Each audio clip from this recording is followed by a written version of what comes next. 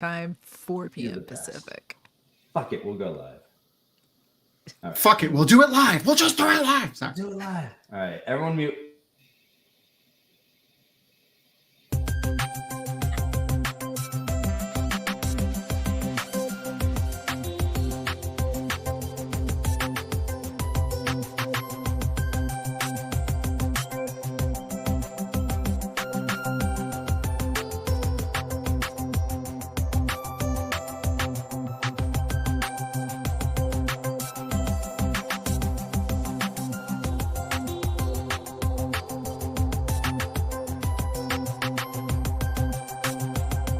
Had to loop it there.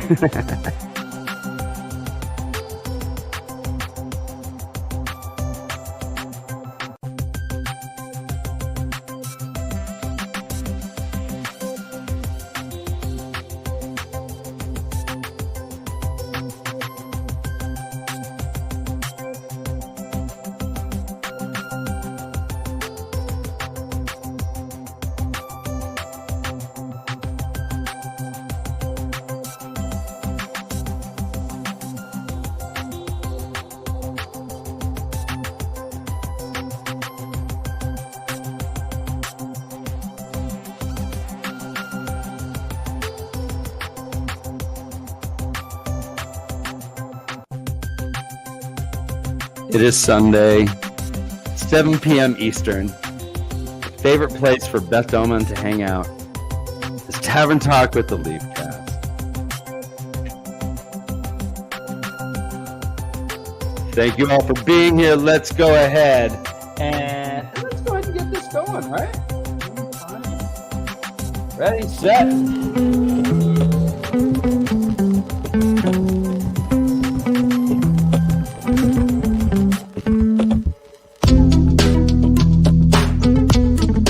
Welcome to the LeafCast. We are a spoiler-filled talk called Tavern Talk. All of our friends here are special guests. You are a special guest too, and welcome. Ryan can't make it here tonight, but pets are very important to mental health. They're very important to our lives in general, and it's tough when we lose one. And so let's everyone kind of keep Ryan in mind because he's going through that right now. So much love to you, my brother. I am Ryan's brother, Dan.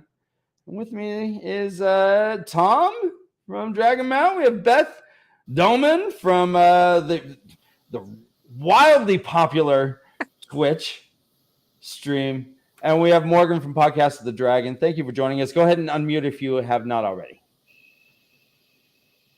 Yay. Hello. Hi, everyone. Hi. This is, except for Ryan not being here, this is like my favorite group. This is going to be fun. I wish he was here because I want to talk. Guys. I got some talking to do, and I got some listening to do. And I think it's going to be fun. This is, I'm not here to smash anything. I loved that episode. Me too. I didn't love everything, but I loved the episode. And I'm excited. So Morgan, how are you? I'm tired. I've just got through my second week of school, so I'm pretty wiped out. But good, emotionally well, just tired. I hear you. You are investing in yourself with this time, so well done. I'm proud of you. Thanks. How are you, Beth? I'm fantabulous. That's a word. It is a word. Now. I'm fantabulous. I'm fantastic and fabulous. Fantabulous. Fantastic. All right, and Tom, how you feeling? Pretty good. Man? Pretty good. I'm happy to be here with you guys. It's good to see you guys. I'm glad you're here. So we, let's go ahead and talk about this episode. This was the Falm from Great Hunt. We got the horn blow. So many things that we've been speculating. Hashtag let Barney blow. Obviously couldn't happen. Let Donal blow is better anyway, in my opinion. Mm-hmm. Donal has become Matchroom Coffin over this season for me. Yeah. Donald Coltrane. I like that. That scene though, oh my god, like the every part from when he blew the horn to the end of that episode that he was in was just so great. He that was the one scene that like I kind of like choked up a bit on. Was Hopper's The the one that got one me. scene? That was the major scene where I was like my throat kind of hurt. Oh my god! I was when he said that line was said so convincingly. And by the way, whoever is the old tongue speech coach, kudos, my man. That seems so fluent and effortless with everyone. Yeah.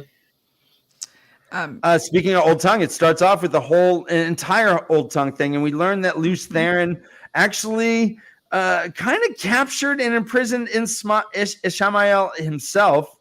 It wasn't just an incidental that he was hanging out with his buddy, the Dark One, and got caught up. He actually, he actually like kind of, I don't know, was a jerk. You know what they did?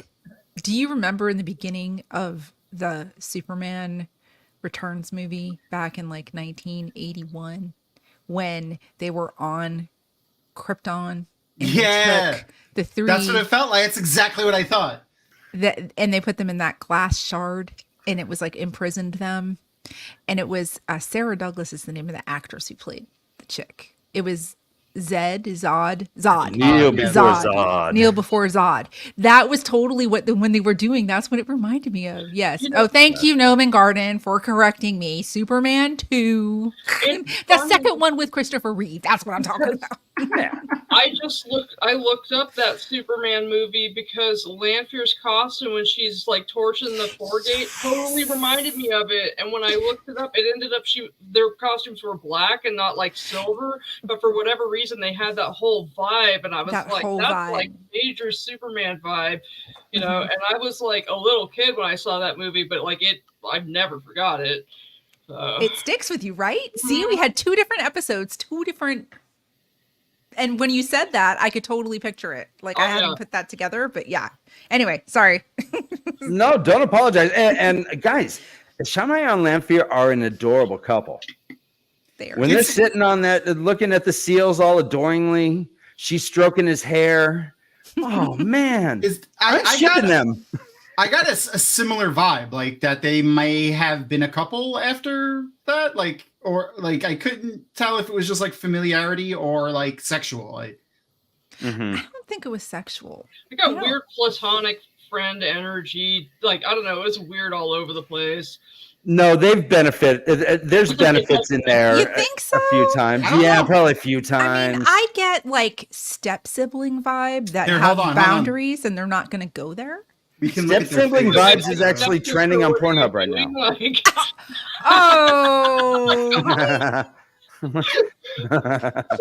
I can't wait to see the Wheel of Time porn. Oh man! Here you go. So, whoops, that's not the right one. Hi, Tommy. What's going on here? There we go. Hi, Ferris. Boom! There we go. Sexy middle-aged eye candy. God damn, daddy. So good. And she during this episode was wearing a lot of white on black. Yep. Except for the end when she wore like straight black, but yeah. She wore straight black, yes. Yeah, this is definitely like no, I don't get like super huge sex vibes here. Look like when your parents amicably divorced. Yes. Oh no. Yes. Okay. Right there? No, look at that. Yeah, like these people have benefited big time.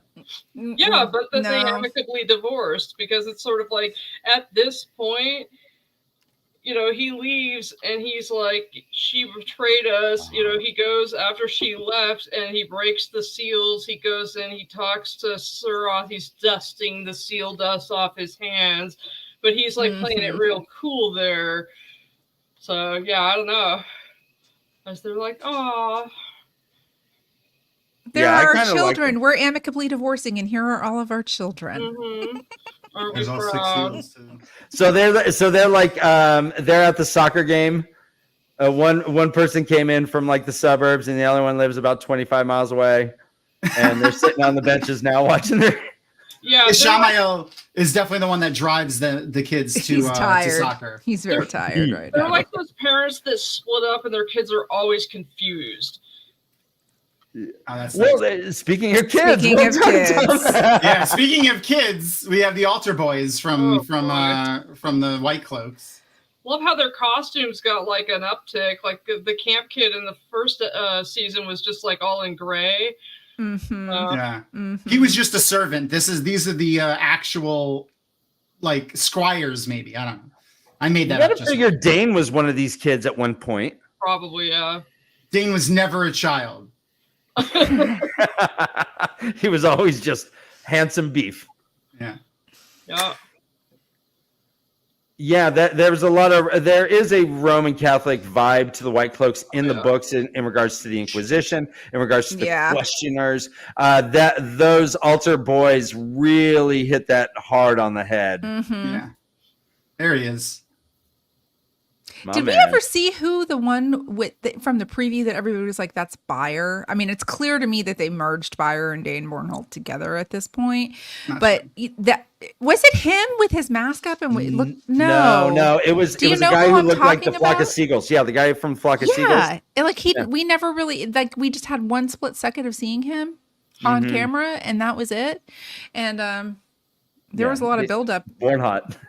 Dane Bornhot. I totally agree, by the way. Not all who wonder. The ear jewelry in the world of the Wheel of Time is super interesting. Top I love it. tier. So good. The snake thing that Lanfear had going on, the little gold things that Moiraine wears when she's in Kyrian. I paused my video at least twice during my episode 1 react to make commentary about the ear jewelry. Yeah. And then Turok even has like inner ear. Like he wears stuff on his inner ear. I have an image of him. Like AirPods or some shit, yeah. Someone had like gold leaf on their cartilage. Yeah, that was Moiraine. That was Moiraine and Kyrian. Last episode, Get out of town. Right. We can go back now. Did you want me to go to any specific images? Anything that you guys want to talk about specifically? Because I just have there's like 200 images, 300 images from the whole episode. I mean, are we going to kind of go like in order of, or we can jump all the way around? We can start from the beginning, yeah. I mean, because I have, so. Start from the beginning. Here, hold on. Flicker. Yeah, there we go. There's your evil Kryptonian sealed in the window scene. Seriously. I'm not sure what to think of this scene, actually. It seems a little shady, man. He's like, I hear it doesn't hurt. I know you want to die. You won't die. He says you'll be conscious but unaware. Or wait. Or vice versa. You won't be aware, but you'll be conscious. Or you won't be conscious, but you'll be something along those lines. You'll be conscious but not aware, which I'm not sure what the distinction is, actually, to be honest. But this seems like some shady shit, doesn't it, guys? No. Okay. Well, we know that the Forsaken couldn't be killed. Like physically, they're immortal. So like maybe because they couldn't figure out how to kill them, they were like, you know what, we're going to seal you into these seals. It makes more sense to have the physical seals than in the book when it was just used as focal points for the one power, because in the book, like that didn't really make sense.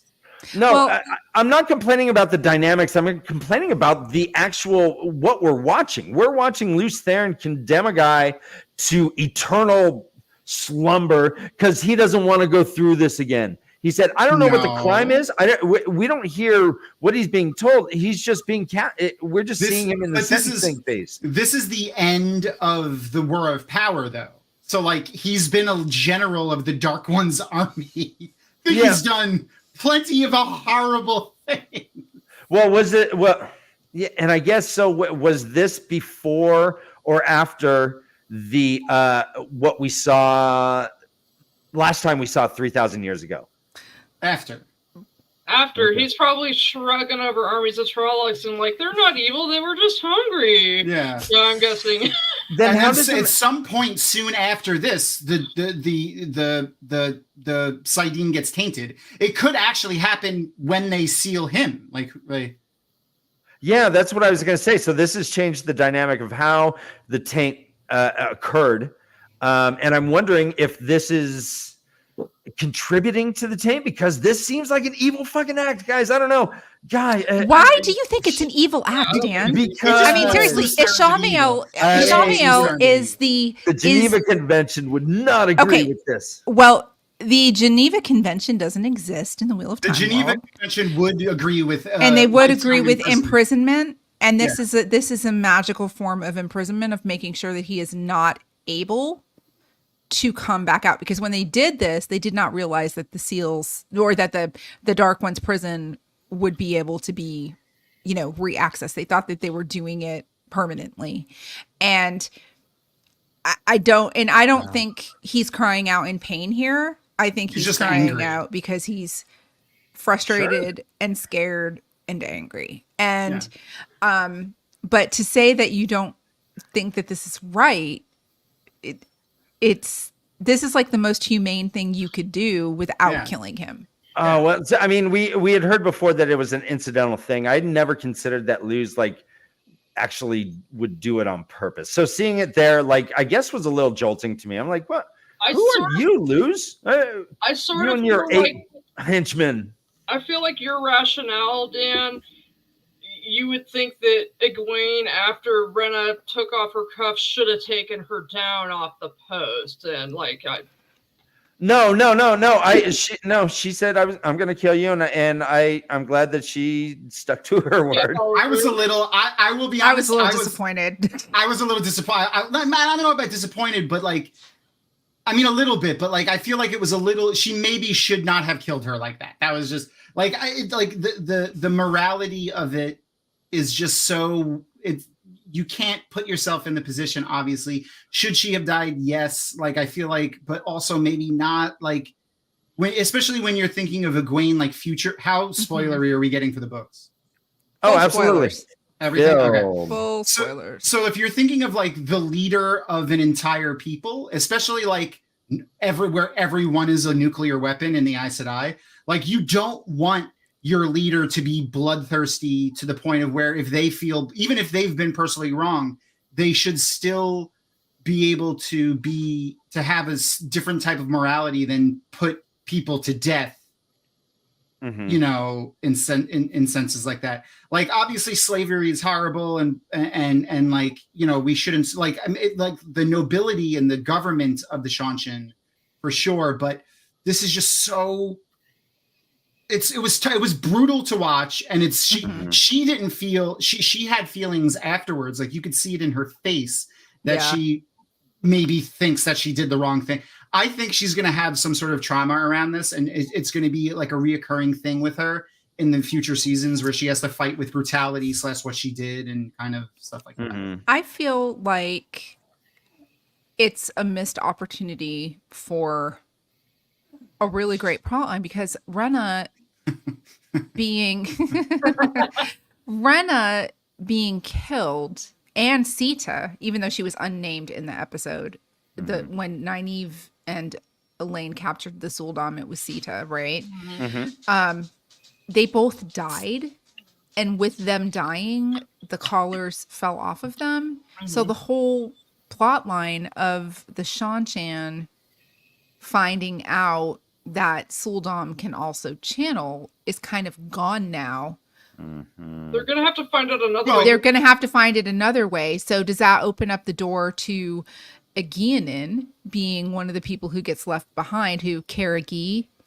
Aegeanin, please. Thank you. No, guys, Sarath is going to be Aegeanin. Sarath is going to be her, I think. Sarath and Alwyn died too. They were on the ship that I don't think they died.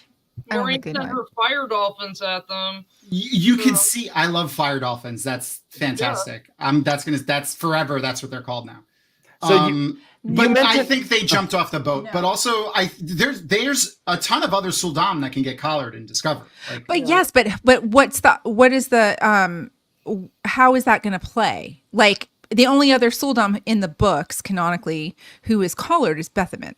And she gets really, that's what I'm thinking. It's just a missed opportunity. They could have left her collared, and then somebody could have come up and found her still alive with a Damani collar on, and then it shakes the, I mean, that was one of the really great things Pretty sure. that I really liked about the books and the whole, like their whole power is based on that. Hi, Jay Duffy. You I think something must have happened with the Seda plot line. I don't think it came out the way it was originally written, because Maybe it not. was completely inconsequential. Her dying like that, I guess you see that the collar falls, but it seems like there was a bigger purpose for her besides, I mean, why collar her at all and do the stuff? But unless, besides, Nynaeve looks really good in Shanshan makeup. She does. My only question is, why can't it just be another Sul'dam? Like, why can't Who's they do going to call her a Sul'dam? When is that opportunity going to happen? When is that going to happen? When they're in Abu Dar, they could go somewhere else. But what person from the Westlands is going to have a Sedai. collar? Who's going to have a collar? That was once. If we have another person mysteriously come across a collar and just happen to have it again, they just kill a Sul'dam and a Damani. Nope. The opportunity is missed, in my opinion. If they do that again, they just kill another one. Because if they just randomly kill another person and randomly put another one on, all of a sudden it loses the impact that it could have had with this one. It's like the multiple fake deaths. It's fake deathing over and over. Dane is coming. I just had to do that. Oh, wow. Oh my gosh, I got chills. I know. That's why I had to do it. That's a drinking obligation. Yeah. Sorry, I'm standing on that hill. I will die on that hill. Next to Renna. If it has to be next to Renna, I'll die on that hill. Okay. But I think it's a real missed opportunity for them to for future stuff. Well, we did see a couple of morally questionable actions by our heroes. And I want to talk about Perrin.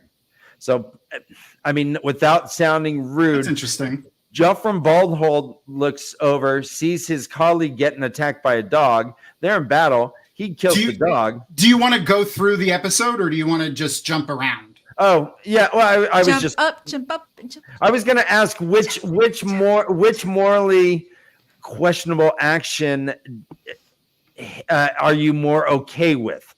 Perrin's revenge over Hopper's death, or Egwin's pretty much killing Renna?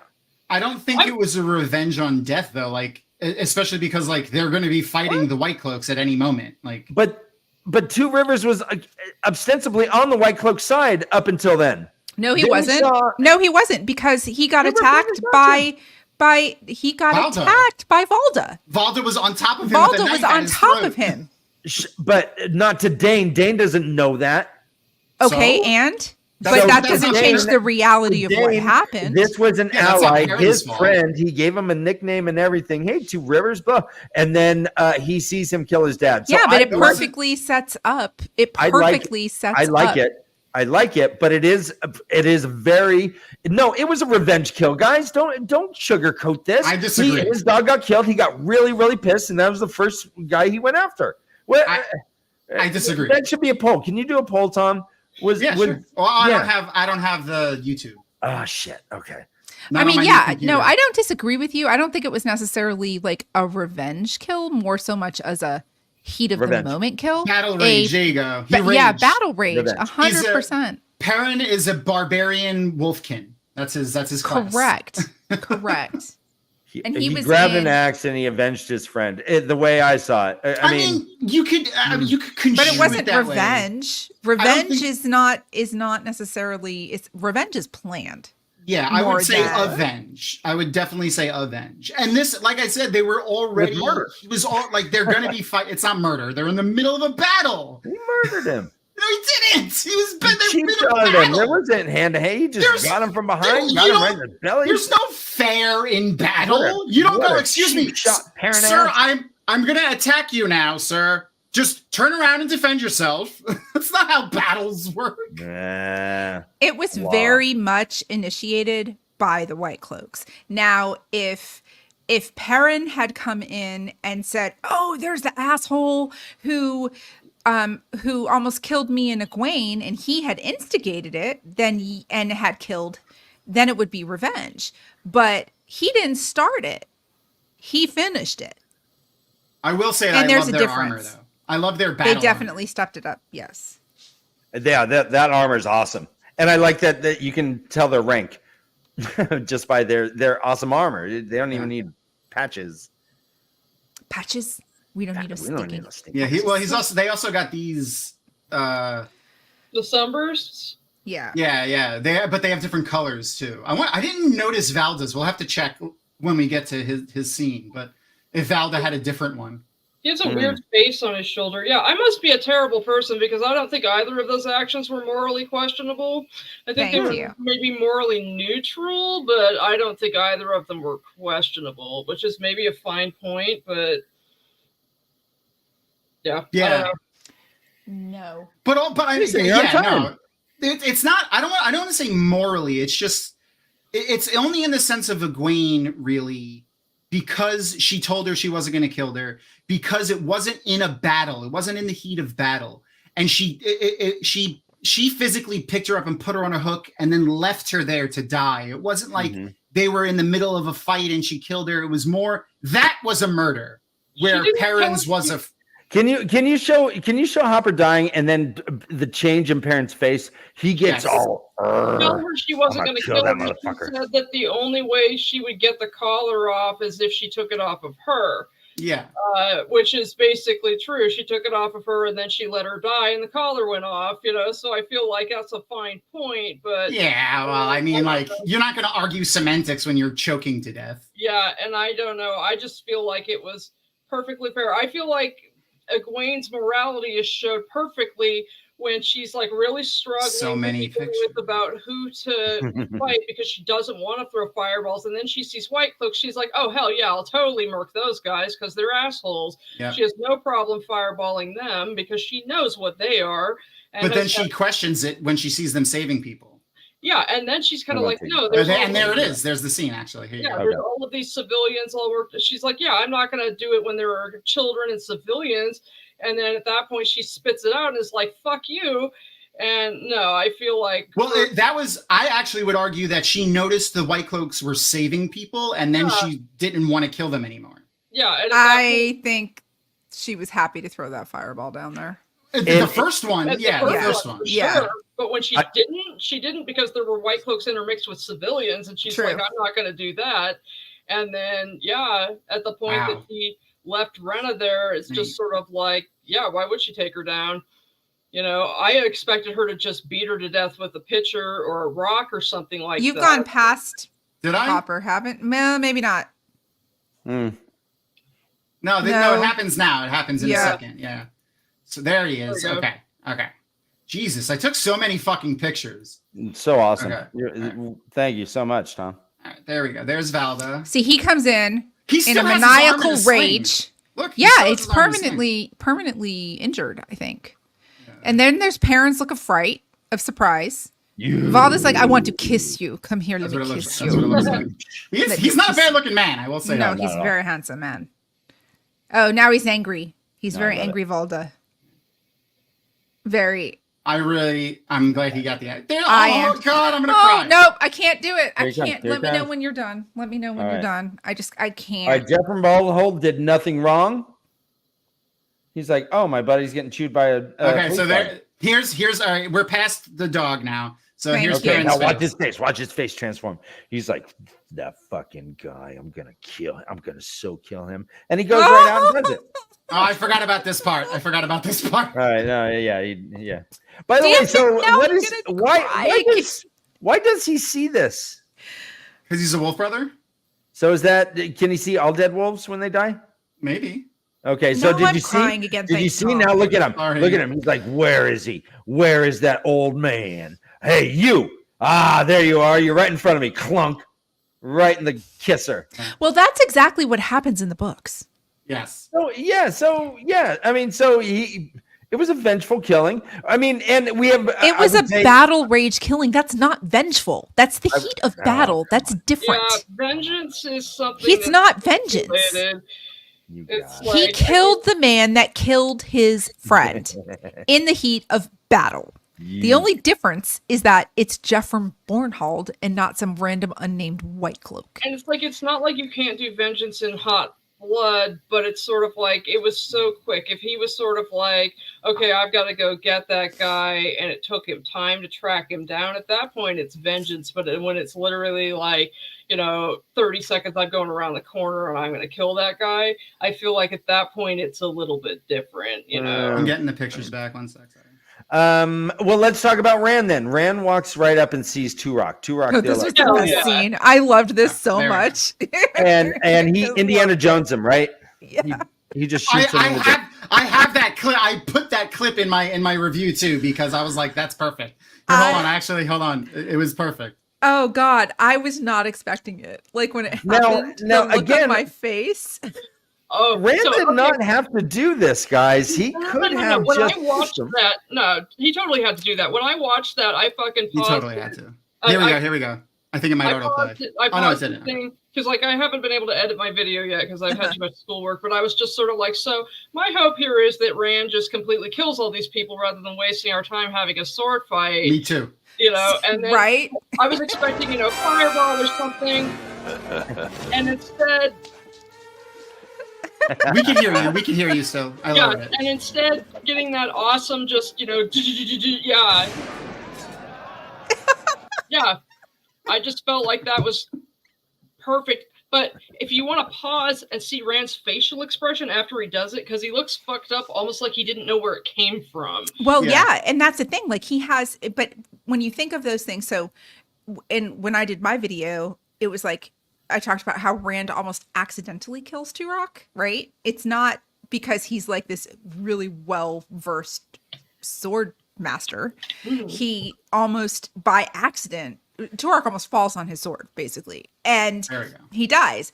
And so this makes sense because Rand, all throughout the books, he has the ability to channel weaves that he doesn't remember. He doesn't know why he knows what these weaves are. So the fact that he was able to do that so effectively makes total sense. It's canonical to the books.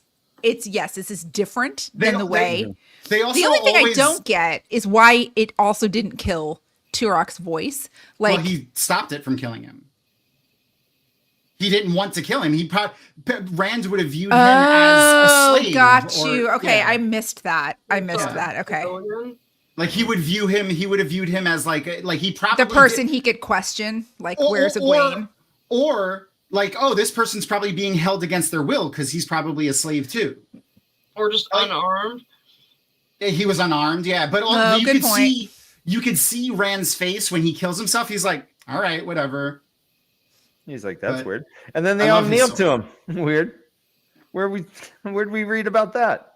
Arrows of fire, by the way. Mm-hmm. Yep. That's really sick. Yeah, that's dope. Look at that fucking face too. Rand looks so much like Hayden Christensen. Totally channeling his Anakin Skywalker right there. Yep. He's like, in the books, he's deliberately avoiding taking on the Void because he's trying to avoid Saidin. And then he realizes he's going to lose that fight, and so he reluctantly takes on the Void and then puts an all-out attack. So he's only been in defense, and then he surprises Turok by going on an all-out attack at that point and manages to win the fight. But yeah, I feel like...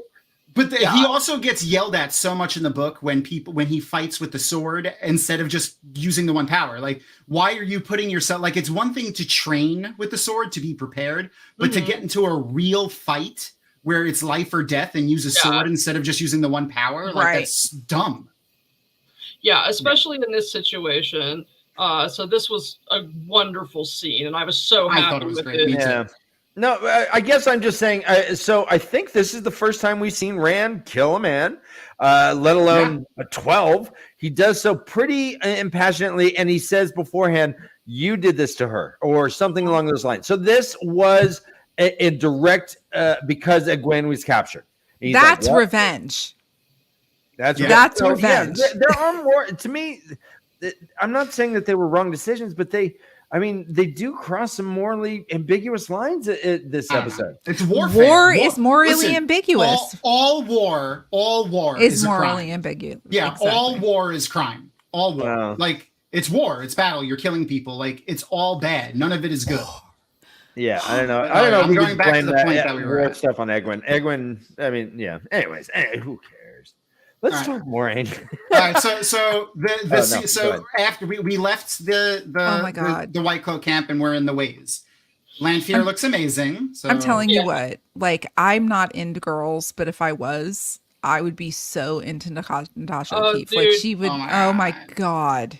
There is this one Oh reactor my that I God. like, and every time he was calling her spooky mommy for ages, even before he knew that she was like, I know she's evil. And then like I just watched his episode 7 react, and he was just like, as she's going through the foregate, blowing everything up, he's just like, step on me, mommy. Yeah.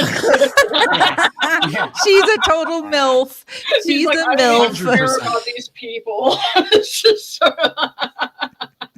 Yeah, 100%. Yeah, it's not Also, subtle. I got a nice freeze of the ways here. I know, Like, it's so interesting. good.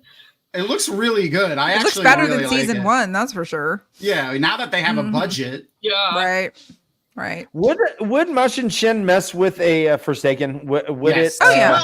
Well, though I don't know. So like it seems like, and here I kind of want to see what you guys think about this, because it seems like in the show they're making Machin Shin, or at the very least Mashadar, I can say almost 90% sure, is not a third party evil. It's something of the Dark One. And and it seems that maybe Machin Shin is the same thing. I Like, don't not- think so for Mashadar, because in season 1, Lan talks about how Trollocs won't come in there because of what happened. Yes, but the way the Forsaken talk about it, they talk about it as if it is something of the Dark One, not controlled by, it's something that they can control, but it grew from, like, it's something that the Dark One created, and not just a weird ethereal evil that grew out of nowhere and is against the Dark One. Because in the books, Mashadar and Machin Shin hate Shadowspawn and hate the Dark One, and in this one, it just seems like it's something of the Dark One. The way that they talked about it in season 1, and the way that Who they talked about it in 2. season 1? Oh shit! I'll be right back. My wife's calling me. I'll be back. Oh yeah, that's fine. Okay. I know that Loyal mentioned, he's like, oh, Machin Shin, it's the Black Wind, and we had that scene where they were just mean girls, just whispering bad things. But I was talking Got about Mashadar. Like, I don't think they ever talk about Mashadar. No one talks about Mashadar in season 1. And it's mentioned, like, don't go outside, like, stay close, but they don't go into great detail about what Mashadar is in season 1. I don't think that was ever really discussed, because once they leave Shadar Lugoth, it's not brought up again. Or as they say in the show, Shadar Lugoth, but it's Shadar Lugoth. Let's shut up. But Can we I could be can we call Lan's delivery an urgent whisper? Shadar Lugoth. Shadar Lugoth. Yeah, but it does consume a horse, right? Doesn't it? Yes, I can't even talk about that. Yeah. It makes me very sad. It makes me very sad. I guess let's talk a little bit. Speaking of moral ambiguity, let's speak a little bit about Moiraine. Moiraine was able to use weaves. We called them, what was it? Weave dolphins? Fire dolphins. Fire Fireball dolphins. No, and she says, I will let 1,000 people die before Rand gets hurt. But the third oath, as we know, it specifically says they cannot use the one power as a weapon. Not to kill someone, but as a weapon, except for the extreme defense of their lives, their warders' lives, or another Aes Sedai. I'm trying to see how Rand just being shielded was in an extreme defense of his life at that moment. Oh, I feel like she could totally do that. So first, I think there are a number of ways that she could do that mentally. First of all, he's the reincarnation of Luce Theron, who was an Aes Sedai, so she could think of Rand as an Aes Sedai that way. He was definitely in danger of his life. Technically, her fire dolphins attacked a ship, and so she said she would put people's lives in danger. or let people die, and the 3-0 doesn't say anything about letting people die. Well, it's using it as a weapon, though. So it is not a weapon. You're She making didn't use it as a weapon. Fire against a ship is That's probably going semantics, to and it do depends damage. upon who you are and what your philosophies are. So, could a yellow sister make fire dolphins and send them at a ship? Absolutely not, because their perception of what lives are, you know, and how that works, and what, you know, is causing pain or causing harm. They could never do that. But somebody who has a detached, you know, perception of morality in that sense could absolutely do that. And not only that, she very justifiably could believe that her life was in danger as well as everybody else's life in the world. If Rand doesn't win, if Rand is incapacitated, the world is lost. So she very well, because the thing is, the 3-0s bind you as long as you based on what you believe, Based and on like what what you Morgan said, what believe. your perception is. So 100% Moiraine that could do what she did. My bigger issue is the power scaling for Moiraine that they showed there. Yeah, That's she the leveled way bigger issue. They were miles away. I think it's very easy to explain why Moiraine was able to do that when she's bound by the 3-0s. To me, this is a very, very loose interpretation of what the 3-0s are. Which able to do what? Only because I would Fire the fire dolphins on the Shanshan boats. Yeah, I mean, how she war could with use the her Shanshan. one power as a weapon when it wasn't in the extreme defense of her life, her warder's life, or another Aes Sedai. Well, they're fighting. They're fighting the Dragon Reborn though. But it's shielding her the Dragon. life. Her warder's life, or another Aes Sedai. If Rand dies, Do we- the world dies. Do we? Yes. Do Okay, we? so Hold on. we gotta think Hold on. about- Extreme defense, though. Hold on, I don't. hold on. I mean, Hold on. Wait. Do we know what the words of those oaths are in the show? we do not. Okay. Well, you Yes, know we what? do. No, actually, we do. Yes, we do, because Moiraine says them to Egwene. She does, and I think that they were the same. Okay.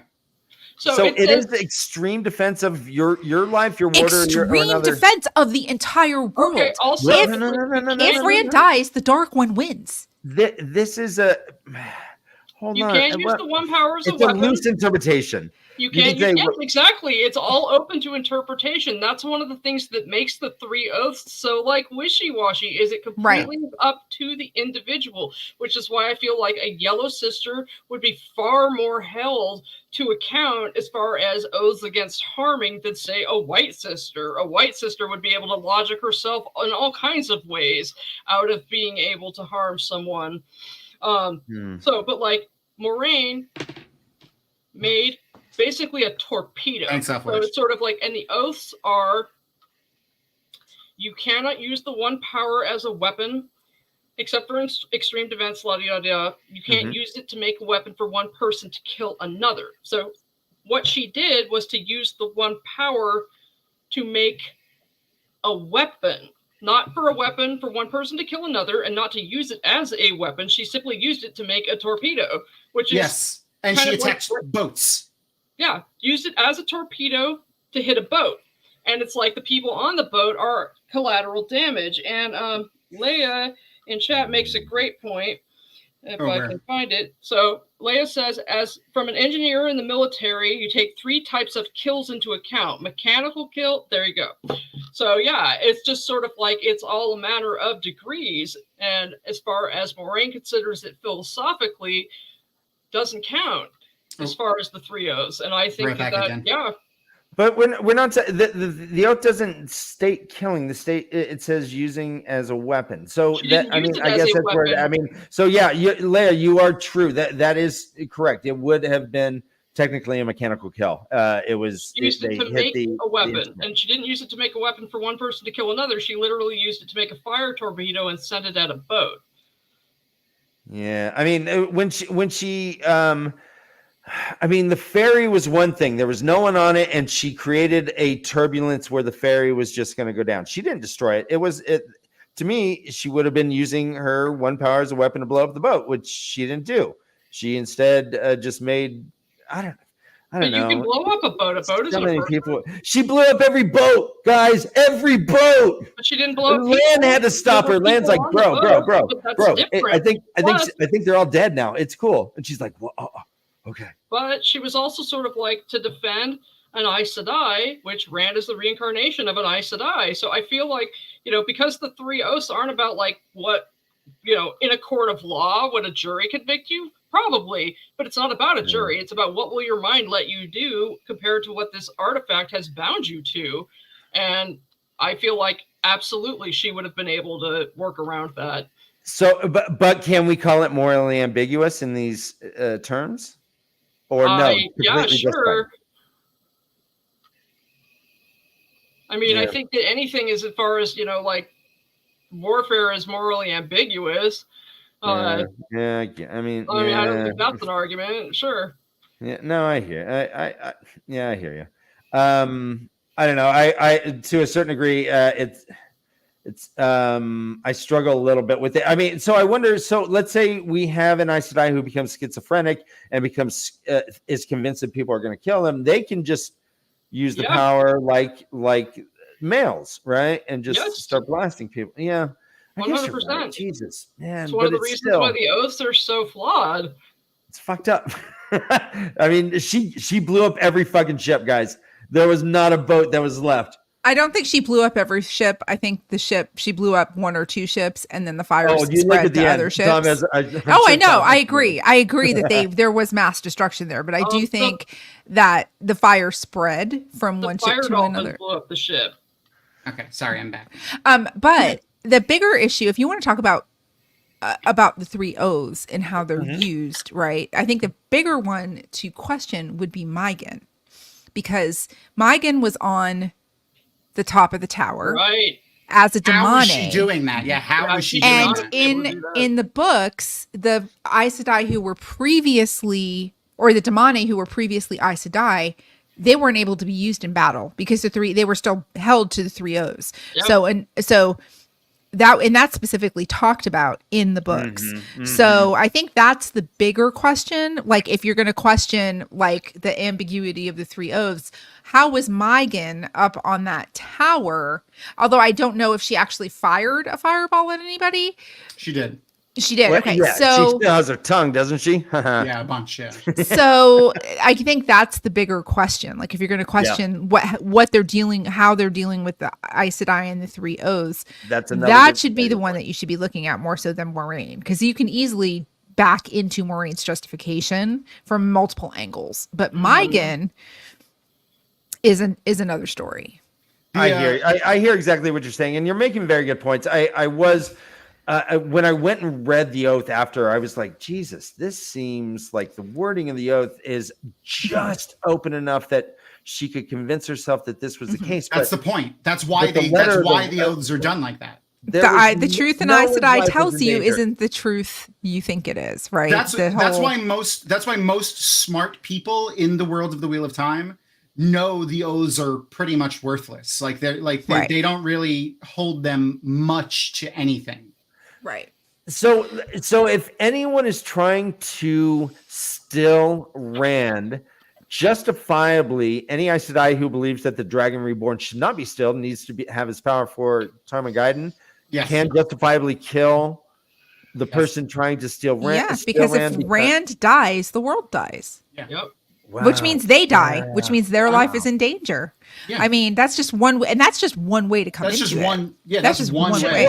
So many. So an Aes Sedai could have just walked up and just killed Hitler and been like, well, because an Aes Sedai should have walked up and killed Hitler. But I mean, I think that, dang it, I think the oaths forbid that, man. They don't. I don't know. They don't. The spirit, but the spirit of the oaths do.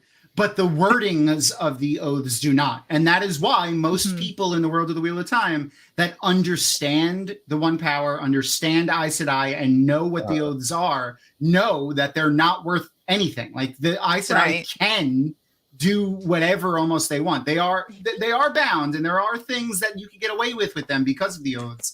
But when push comes to shove, they can rationalize almost anything. Exactly. And I mean, so Tom, you have this picture up. I have more of a problem like a cool album cover with this picture, with what's happening here, than I do with almost anything else in this episode. There needed to be more than 3 Aiel here. They needed to come across a band of Aiel, because I was there's hoping. no way that there would just have been 4 Aiel this far west without a raid leader, without a small, 150 something more than 3. Mind you, I loved seeing Bane and Chiad. I loved Avienda. I was here for it, but you got to look closer. There are 47 Aiel in this picture right now. I said that there were. Yes, there are. They're hidden, but I mean, honestly, like all things considered, right? In the books, when they're looking for the Karn, and in book 3, how many were there? There wasn't a few hundred. There was only like 15 or 20. Well, still, but they were a band, and they were several groups traveling together. I don't know how many there are. I just don't think. Well, yes, we do. We know there's more because more than one group comes across more than one group of Aiel. But that's what I'm saying. We don't know how many there were when they set out. There was a dead Aiel in Green Springs. One died, Jolene or Jolie. But then, what would that say about the resourcefulness and the battle prowess of the Aiel if this was only 3 that were left after all of that? 2. So I mean, if there were 10 and now there's 3 left, but they've walked from the spine of the world to the other coast. They wouldn't just have sent 10. They wouldn't just have sent 10. Well, maybe there's just 10 in this one group. No. Nope. Well, I don't buy it. We don't know. But see, we don't know though. So like, I'm not going to make a judgment. But they've been traveling with Perrin now for days. Yeah. There's 3 now. Right. There should have been another band of Aiel, a larger band that they came into. They would not, the 3 Aiel would not have walked in with Perrin into the middle of a battle. It would have been more people. That's all I'm saying. There was a battle. They went into foam. They weren't, but there was no battle happening when they left and when they were walking. When they walked to Fawn, they weren't walking into a battle. They didn't know what that was happening. Yes, you're right. You're right. From the dream today. But that was when they were. No, but you're right. They did go into the city gates prior to. But again, they're Aiel. You're telling me that they didn't? They just walked into the city gates, and nobody was like, "Oh my God, it's a black-eyed Aiel." Like, yeah, that's the fact that the Aiel is so calmly just walking around and no one is like. The thing that bothered me about it was from the beginning was that there are Aiel and no one is so surprised that there are an Aiel around. Yeah, right. I think that's maybe my bigger thing. Maybe that's my bigger thing. Even in season 1 when there was the dude in the cage and people were like, "Oh my God, there's an Aiel." Even the 2 Rivers people were like, "Oh, that's an Aiel." I was like, "Excuse me?" Like. But I did want to point out, because some people were talking about how they left the spears next to Jolene's grave. You could see that Bane and Bane and Avienda both have 3 spears because they took Jolene's 2 spears. I don't see an extra buckler, but at least they took her spears, so they didn't leave the spears at the grave. Nice. Some people were talking about that, so I just wanted to point out. So. Are you guys cool with how Perrin and Hopper are like? He's told them twice. All right, stay, boy, and Hopper's like, all right, I'll. Oh, bestest good boy, goodest best boy. Yeah, he's a good boy, but he's not a wolf. He's not running through the woods. He's not like hanging with his pack. He's the renegade. He chose to follow Perrin. Perrin is his pack. Yeah, he's with his pack, Perrin. Yeah, but and I know it would have been harder to have more. But the dog understands Perrin. Perrin sees and we already looked at these guys. So I'm not this one. Oh, but I'll look again. I love the energy. So I do love the energy. Sitting on the bed. Okay, here we go. Now, so then this is after the White Cloaks showing up to Fawn. Right, and this is where Egwene loses her braid. Is this true? No. This is Nynaeve. Oh, that's Nynaeve with Zeta. So I think this is going to be another thing that Nynaeve struggles with, a trauma that she struggles with later in the series too. Because there's a couple of scenes here, and I have some stills. Great envy. Face, where she feels like she may not be doing the right thing, and she feels kind of sad about what she's doing, and then she gets angry and pushes through. But like, there are some scenes here where she's like not entirely thrilled about the fact that she has to be doing what she's doing, because it's disgusting. It's reprehensible. This is a pretty gnarly. Oh my God, I'm telling you what, man. This scene, because Egwene was owning her Two Rivers braid There again. it is. There it is. Yeah. Yep. Oh man. She was Nice like, shot, Tom. yeah, very nice. She had been like, you know, at the end when she says, "I will kill you" to Renna, and she had been braiding her hair with like the Two Rivers way. And Nynaeve had said, you know, in season 1, she was like, "We are always with you. It's a symbol of women. We're with you whether you're together or not." Yeah. And then she took it away from her. And the gasp that I let out when I saw that. Yeah. Oh my God. It was It was like unexpected. Like that was so unexpected. the incredulity on my face. This was Renna's way. Renna, so when she was training with Egwene before, she's like, "Look at that tree. I know you really like it. Go into the roots, burn that shit up." Now she's like, "Oh, I know you like this braid. Slice," and then she steps on it. Yep. Gross. This is Egwene, sad Egwene, I lost my hair. And She's then, so cute. oh, God, I she didn't get looks the so angry cute, one. though. She has an angry face right after this. I didn't get it. Damn it. Put the My little failure. binky in. Anyway, then we go right to Ishamael and Padan Fain. This is a really interesting conversation, guys. I like It this. is. I like that they are working together. Padan Fain is too good to be renegade. Working with Ishamael here, I love these two actors a Me lot. too. This is a fun scene. Here's something I think, and I want to see what y'all think on this too. I think the crazy Padan Fain is going to come out next season, and it's going to be because not only was he a Dark Friend and a follower of the Dark One, but I think he was more a follower of Ishamael and Ishamael's line of thinking of breaking the wheel, where the other Forsaken are going to be more, I want to take power and rule the world and stuff. And he's going to turn into this kind of like mad, burn it all down to the ground person. So he'll be like the, you know, antithesis of the rest of the shadow.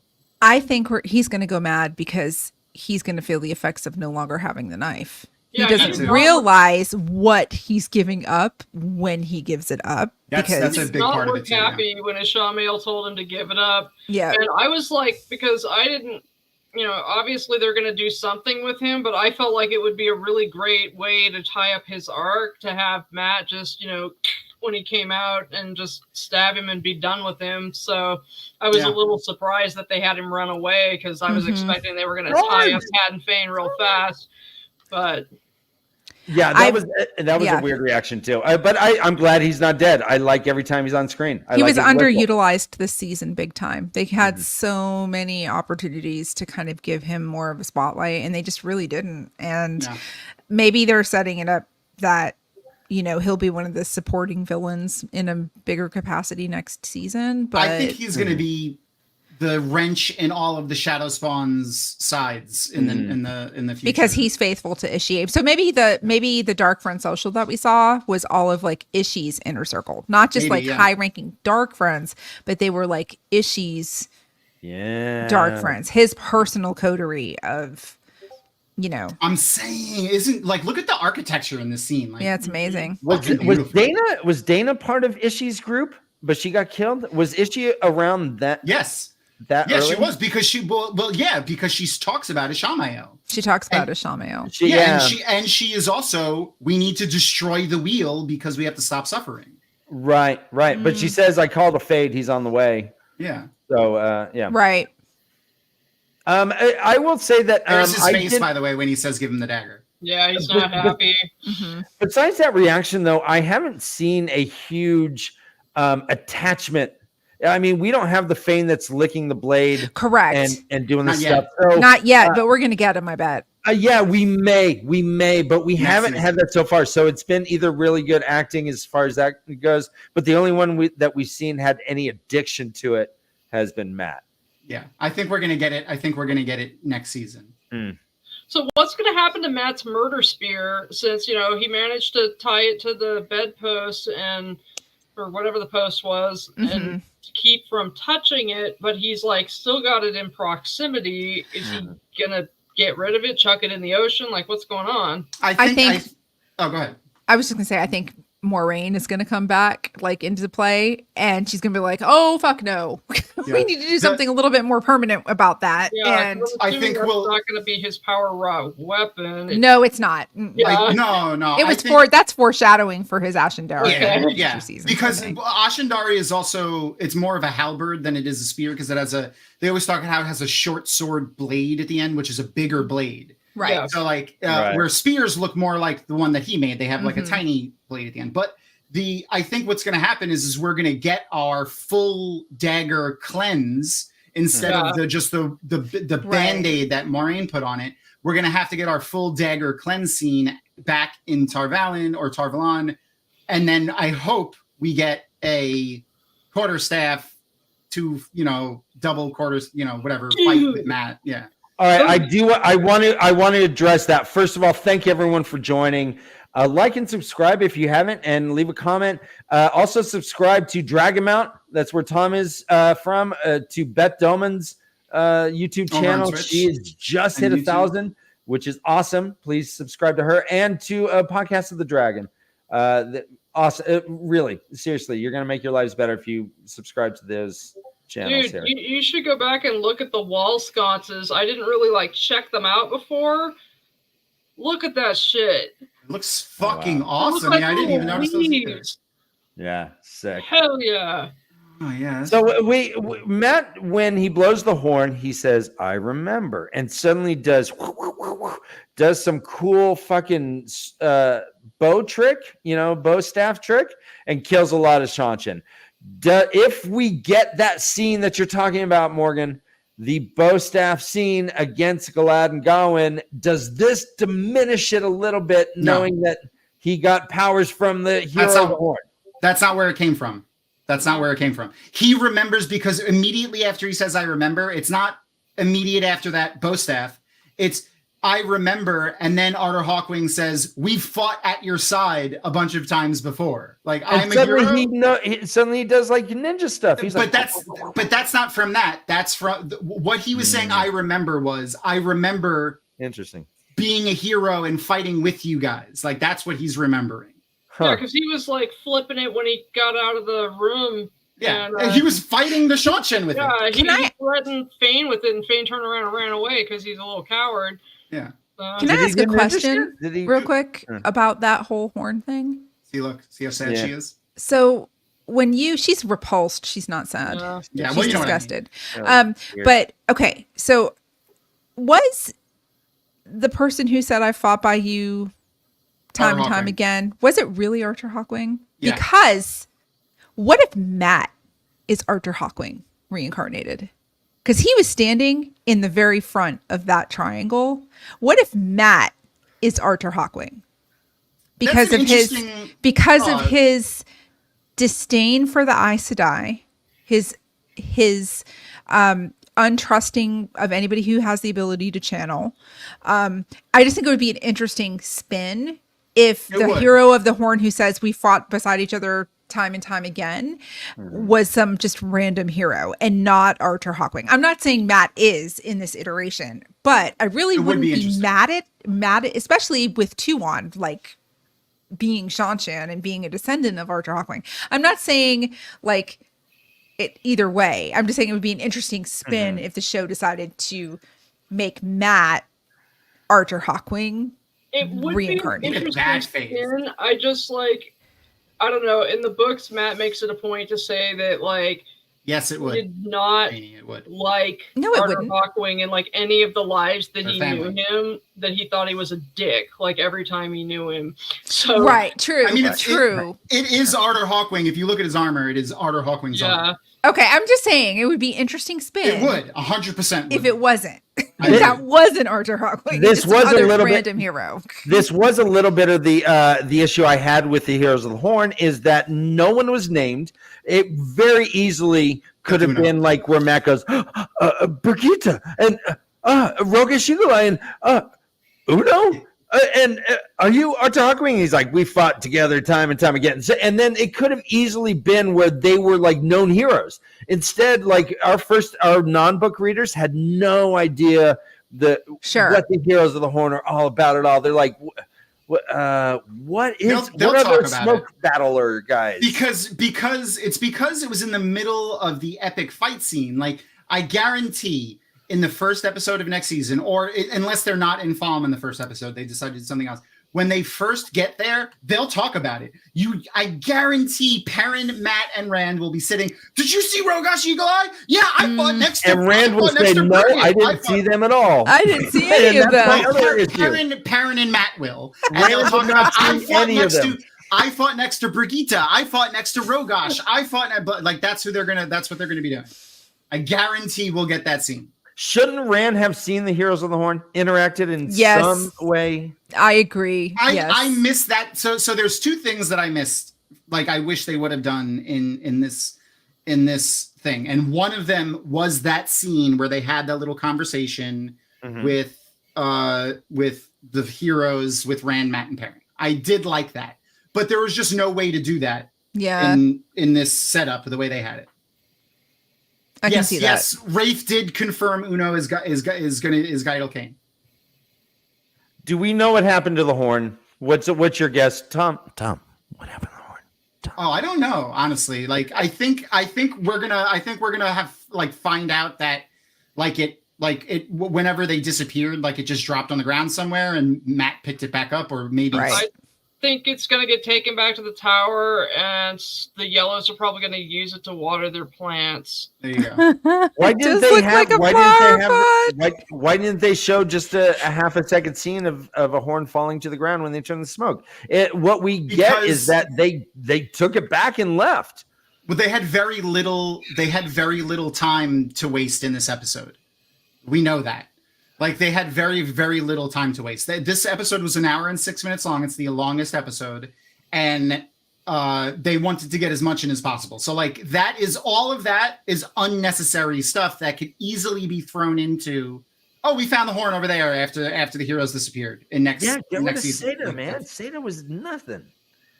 They did get rid of her. No, I mean, just get rid snip. Fun behind the scenes fact. This was filmed, most of the Falm stuff, including this scene with the beach stuff, was filmed in a location in Morocco that has never had anything ever filmed there before. Oh, cool. Wow. I loved the scenery. I loved I assume that we also got a scene that got cut when they come tumbling out of the Waygate into ass over tea kettle, probably water, and and they're just wet from the knees down, and I'm sure that there was a scene written or planned where that was in the Moiraine dried them and said, "Here, let me dry you," and like in the books, they can. No, but that happened in the show. Like they came flying out of the Waygate. Yeah, but but they're dry. Yeah, they fall into water and then they're dry. Yeah, well, So the scene of them, the scene of them drying themselves off. Yeah, that's what he's talking about. Oh, okay, that's what he's talking about. That must have been cut. Yeah. So the one thing that I think they did really, really, really well here is showing the intimacy of a warder bond with the Aes Sedai without having it need to be sexual. And now coming back to this moment, I don't dislike showing the relationship between Alana and her warders as much as they did earlier in the season, because I just felt like they spent way too much time going over what happens in the warder bond. I was like, I struggled to even get that entire plot line, like in general, but seeing this, it's a different kind of bond than Alana has with her warders, but it's just as intimate in its own way. It kind of brings it full circle. So I have a better understanding for why they did that. This is the best scene in the entire season 1 and season 2.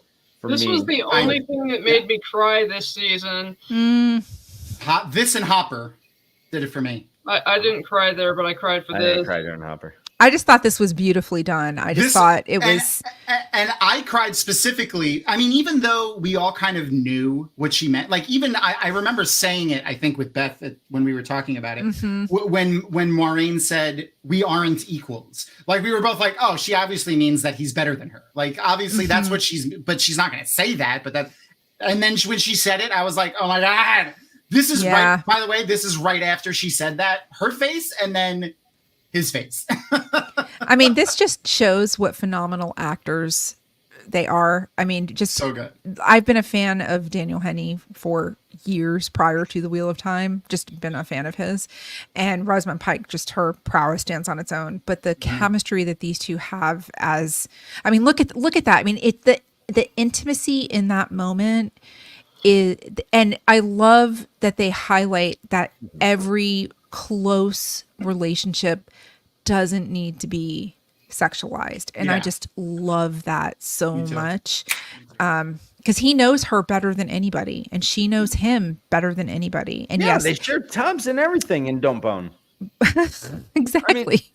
But I mean, I just think it was so beautifully done, and it's just like, man, it was just chef's kiss. It was just awesome. And I get teary-eyed just thinking about it now. Yeah, Morgan, what made you cry about this? Like, what is specifically the? I mean, I guess for me, it was where Moiraine really like let down her guard and was like, "I've always thought you were better than me," and I was telling the truth. I think it was. It wasn't that. It was more just like the acting between the two of them and the obvious, just like intimacy. The fact that he basically was offering to feel her fear and her guilt, and it was just sort of like, I don't know, it was just a very, not just an emotional scene, but a scene of sharing and volunteering to share unpleasant emotions. And let me in. So the intimacy involved, it's far deeper than any manner of sexual intimacy could ever be. And it was just, they acted it so well, and you just really felt it. Yeah. And with very minimal, like there was very minimal setting, minimal everything, and it was just them, and it was just really good. And that's that kind of spinning little camera that kind of zoomed in more and then pulled back to show the weaves starting to activate. It was lovely. I want to call out this because I totally agree with Nomengarden here. They never really explained that she released his bond, not masked it. Like the first time that I even understood that the bond, that they were no longer bonded, was when when this happened. Like I thought that she was masking it, not that she, like in season 1, she released his bond when she went to go to do the stuff with Ishamael, not masked it, released it, which is why they were no longer bonded, even though she was only shielded. Lan had said she's masked the bond, though. Yes. I think he specifically said masked. He did, but he didn't know she released it. I've never thought about it that way before, but that does make sense. And so that's why he wasn't suicidal. That's why he was, because she released he was him. handling it because he wasn't dealing with that. Interesting. I just wish she would have ever said that before this point. Another thing I wish is that there was a shocking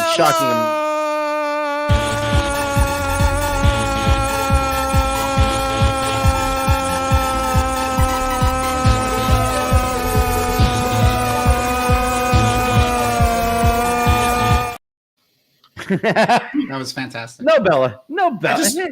Guys, look at Perrin's face here. I'm a little like, is he okay? I'm not sure. He looks like he's going to a party at like the Crosstown High School, like after their homecoming.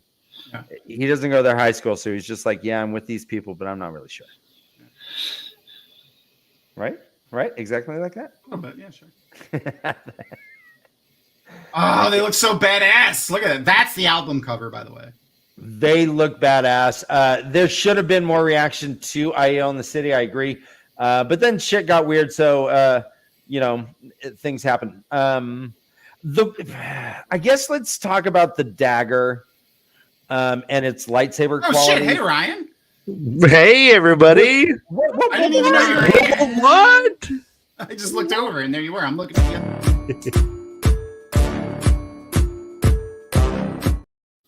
You're a special guest. I just slipped in.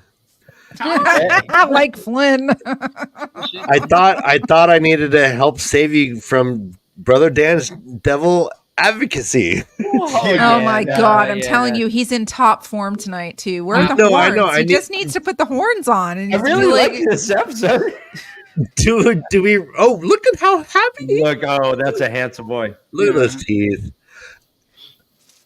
It's like the only time he gets happier is when he sees Matt later. But this was a great scene. I love when they get so happy. You know, we never see him smile. Is this the first smile on this entire show in the season? Well, he's loyal. Who can't smile, Ryan, when Loyal's up? Yeah. They're like, yeah. But let's talk about the dagger. So the dagger can like break locks by melting. It's a lightsaber. It's a lightsaber. It really did kind of solve the problem of how to get the dagger out. I loved how Turok opened that box, spinning it quarter clockwise. Here, oh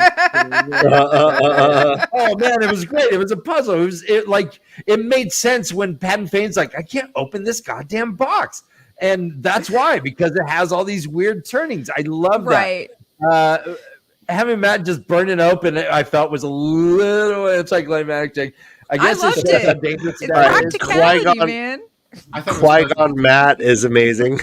Qui-Gon Matt. I like that. Have you just, hey, there's so many new names and faces I'm seeing in chat. Everyone, hit the like and subscribe button. We are obviously huge fans, and we want you to follow along. This has been amazing. Speaking of Star Wars, that kind of looks like an Imperial Walker. It kind of does now that you say that. Are those 6 just legs instead of 4? Yeah. Is that like their version of Thatch right here? I want to see a little Luke Skywalker tie up its legs and make it.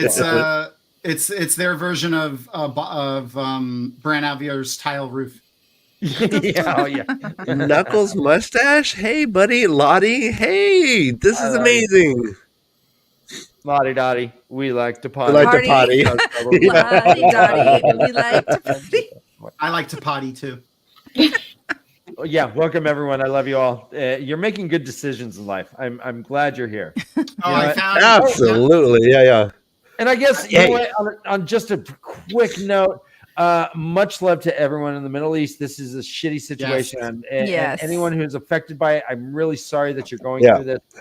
Let's all remember that we're humans and try to treat each other as such. Yeah, right. There's no winners in that situation. Yeah. No, there's not. Yeah, we won't dwell, but Jesus Christ. Don't say Jesus, Dan. They're Jewish. He's in the and book Muslim. Too. He's in that book too. He's in the book. You're right. You're right. Yeah. He's in all the books. Abraham Moses. But I found a picture of Turok's ear armor. Oh, you mean his Bluetooth? Yeah, I think it's AirPods. What podcast is he listening to right now? He needed help with his voice lines, so he's obviously listening to. Yeah, he's listening to Podcast of the Dragon, obviously. Podcast of the Dragon. Podcast of the Dragon, obviously. Going through the oeuvre. Well done. I'm trying to find a specific picture from the behind the scenes. Brother Dan, 6 legs with being at you just fucking suck at this. Noman you just got nerd slapped. Noman Garden knows too much about too many nerdy things for his own good. Like, seriously. Ryan. Gosh. Noman Garden only has 4 legs. Excuse me. Technically, it would be an at T. And it would be much taller. Those people would not come up to its knees. He's like, technically, in bed, Noman Garden's like, technically, that's the perineum, not the chode. Thank you.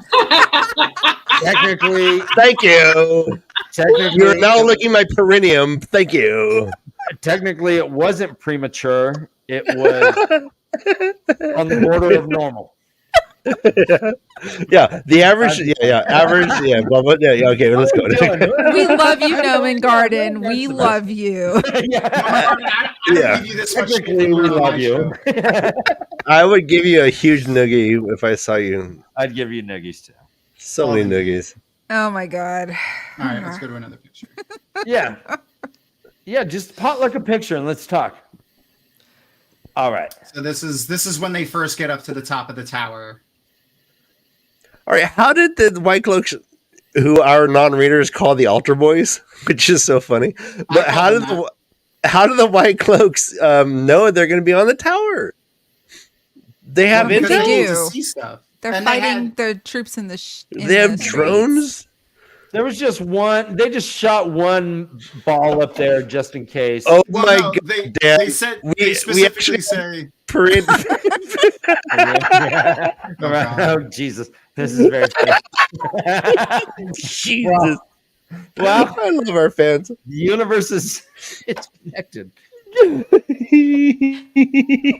All right, go back. Yeah, see, I mine, think mine the was shooting. trebuchets were firing at the city. That is And- not right next. Well, no, they specifically said they had scouts in there, and that the Damani would be in the towers. Okay. Yeah. Okay.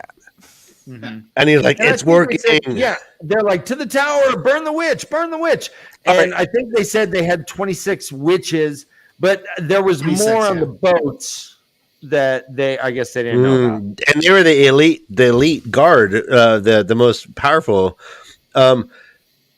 So yeah, like the White Cloaks took out the tower. They have like intel. So- oh, look at that spray. Hold on, back up. The Where we're spray, going. and then he falls and it's still spraying. So Yeah, good. it was very Kurosawa, like the old school kung fu. Oh yeah. yeah. Yeah. I love do it. have to, I do have to say that I did call this. I predicted that Rand would not sword fight him. He would just Indiana Jones him with his powers. Yeah. And we played did that play clip the Indian earlier. clip even. We did. Yeah, we played the Yeah. clip earlier. Yeah. 'cause Okay, it's, yeah. let's show Matt and Perrin reuniting, please, because Yeah, we're almost there. I love that so much. What do we feel about Ingtar? So our Missed non-book opportunity. readers- our non-book readers were like, "Oh well, shrug." Yeah, he was a handsome guy. This was the other scene this was the other thing that I did. There was two things I didn't like. One was we didn't get the scene. I understood that one. This is the only thing that I actually am like I don't like, and I feel like they should have done better. Especially Yeah, because so yeah. well, they built up to it. Like they had Ingtar talking about how sometimes dark friends do things because they think it's the right thing. Right? He buried the other Shanaran dark friend. Like, I understand, like Right? Yeah. we didn't have the same Yep. attachment to Ingtar like we did in the books because Mhm. we had so many more scenes. But like, I really feel like they built up that they were gonna do that and then didn't. And It's like, a cut scene. I'm sure it's a scene that got cut I for hope time. so. I hope Um, so, but You know, because I he was hope also they at the Dark wish Friend each other Social, the hand right? of the creator. Yeah. He was Someone also was. he Someone was was. also And well. Mr. Toby says he kind of died for nothing. He did not Yeah, hold he anyone did. back.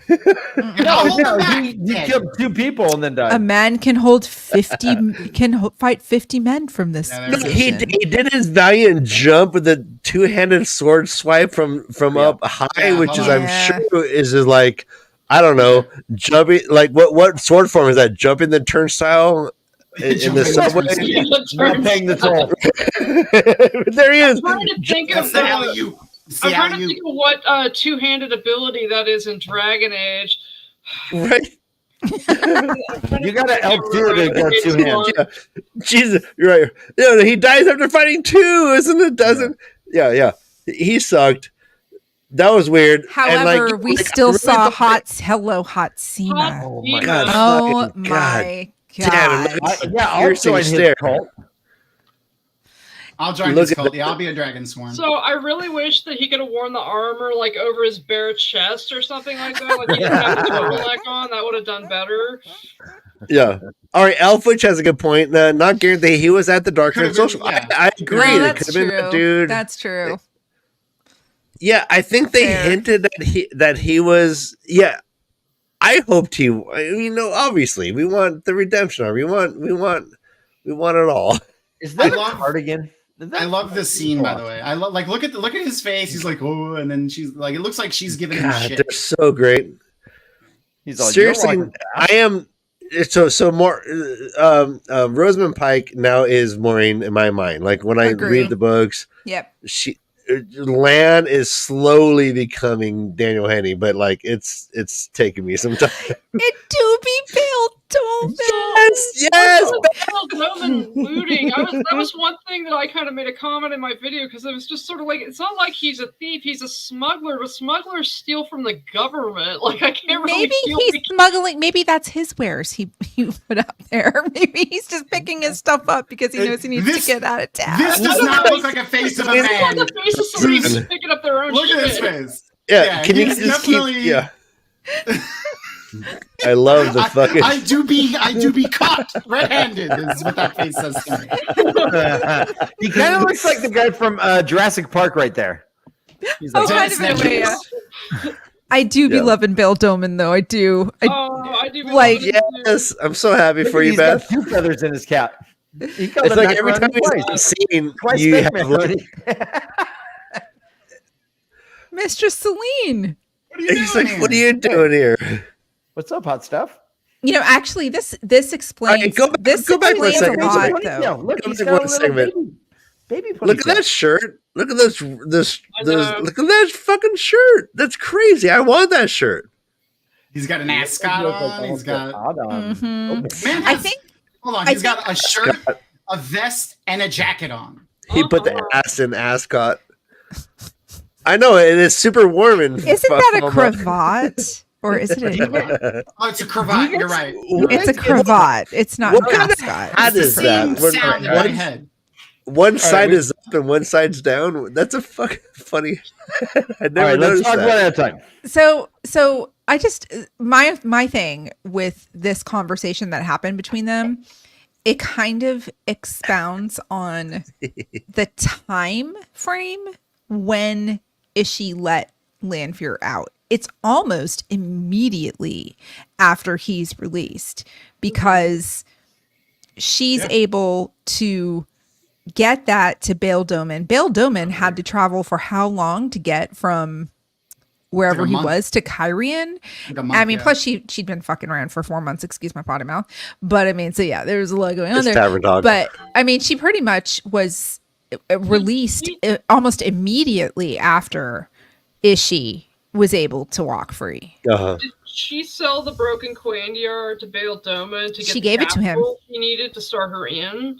Probably. Like, Ooh, yeah. That's what I thought. That's what I thought too. Hmm. Guys, by the way, that little pouch that she offered to Bail Doman was like half of what Nynaeve paid just to get to Whitebridge. Right. We don't know. It could have. Right. There was like 10 coins in that pouch. It could have been We don't know. doubloons. It could have been doubloons, Dan. It could have been doubloons. All right. Them We don't I was know. unimpressed with that pouch. I would have been like, little. You something wanted to more be a for the bag effort. of holding. She was just like offer a huge bag of holding. It's like each Yes. person just gets 1 coin if you have a crew of 10. I don't know. It didn't seem. All that right, much. this is my least favorite actress. I thought Egwene was my least favorite actress, but now this. What? what? Oh, How do you how want do to you get just into drop- it? Right. How do you Right, just right. drop Do you really want to kick this hornet's nest? Right now? Madeline Madden, your least favorite actress? No, Do okay. you Season have one. eyes? Do Okay, you have season one. ears? I have a heart. I have a perineum, and I have an anus, and I have a mind. How many Madeline Madden sphincters do you season one- have? Madeline Madden season 1 was not good. She's I not. think I'm sorry. wow. She's I think Wow. that there were some fair points, but I don't think it was Maddie's acting. I think it was the writing. They did a number of bits of writing dialogue where they did this stupid shit where they were like, I think that, and then left this ... bullshit instead of what a person would really say, where they You're would re- actually like finish the Yeah. sentence. It's not. You're her right, fault, yeah. it's the writing. and they left it to her face, and so like, I'm just let me. There's a redemption arc here. Like there's a whole thing. Like Madeline Madden. Like I thought. Like so many times, I felt like she was like a local theater actor doing like lines. I Crazy. swear to God, her Crazy romance with person. Rand was so stilted. But then when she's fucking, but in Winter's Night when she's running around and being super dramatic, it's amazing, and that's what Yeah. she's great at. She's amazing at being very intense, and she redeemed herself in this season for me. For me, Okay. Okay, good. She's She's romance so was probably also realistic because they didn't really have very good chemistry. It's kind of like when you got your pick of the boys in your small village and you don't got a lot going on, and it's just kind of like, you know. So yeah. fair points. Fair points. One thing I want to point out, Tom, I saw what you did there. Which one? Yeah. In the image where Suroth was with Ishi, I saw you use the cursor to caress Suroth's mane. I saw that. And you guys, if you go back and you rewatch this after the fact, Tom Just was caressing her head. He was caressing her hair. No, other one. Before that, you were like this. It's a profile picture, right? Nope, not that one. God damn it, you were Tom. caressing You loved her Suroth? long, luxurious locks. I think she's hot as fuck. What do you want from my life? All right.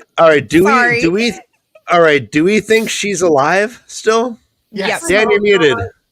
Yeah, you could see her. You could see her and once Alwyn get thrown off the boat when they. Yeah. But do you She's think still she's alive though? Yes. Yeah, She's alive. Okay, yeah. If you don't see the crispy corpse, yeah, you don't see the body. They're not dead. Right. There It's is a no Game proof. of Thrones thing. There is no proof of death. So she's we're gonna going to haunt me assume in she's- season 2. She's the worst actress in all of Oh my God. all of this She- whole show. I She's so she's- bad. Guys, I don't here's- think anyone is a bad actor or actor. I haven't seen a single bad No, I acting know. job yet.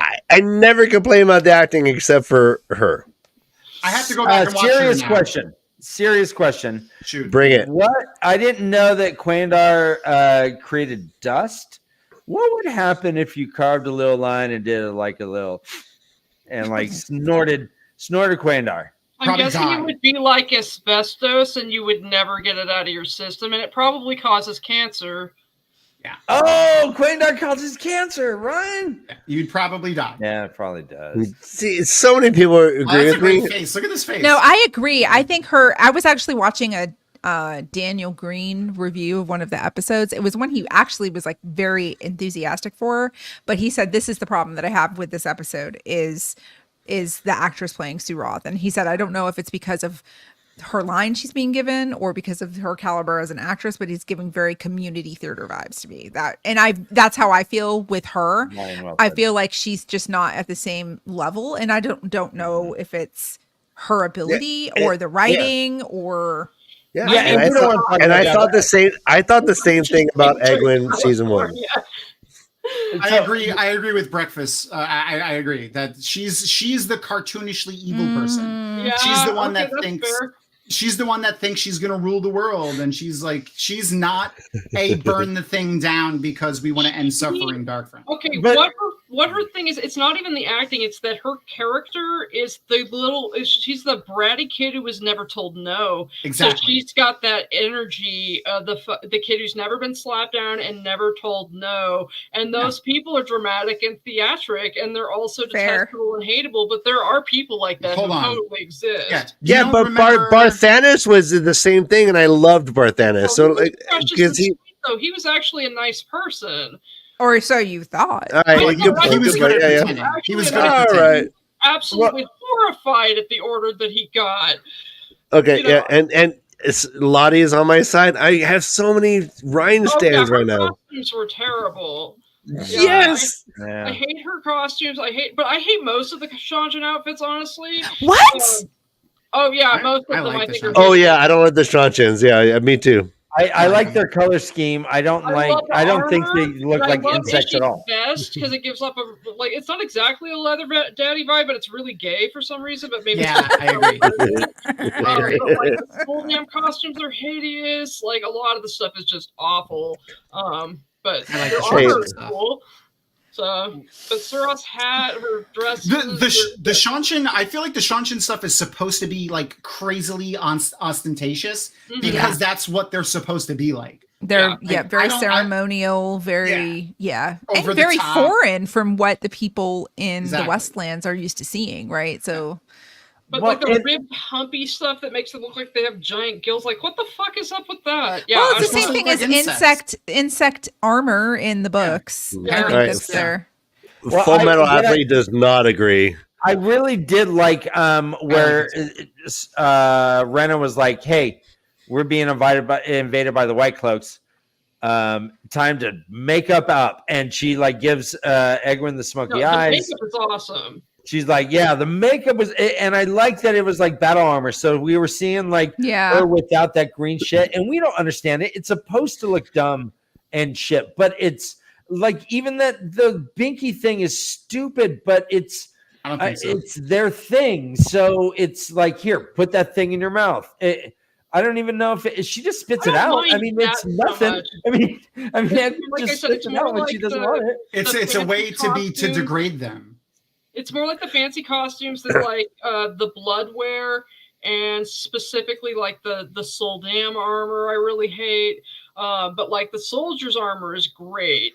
And but that shit she looks I love it. Yeah, I love it. I love so how much. The Adam once it's linked and then like becomes like a doublet or whatever it's called. Yeah, it's called a collar. It's weird. Well, no, it's a collar, and then it gets like into that is called a collar. That is they call it a collar. Yeah. Like in the real world, when that's a piece of cloth that people wear. It used to be part of like clothing ensembles in like Victorian times. That is called a collar. Oh, okay. I really liked how they did that. I wished that they had explored and actually figured out how to take an Adam off of a person. They had hinted at it. They said, I think you got to heal it when it's on someone. And then they got Seta. And if they had 2 more episodes this season, maybe they would have explored that and she would have figured it out. Maybe it would have, given more credence to Elaine being able to do Terangriel stuff later.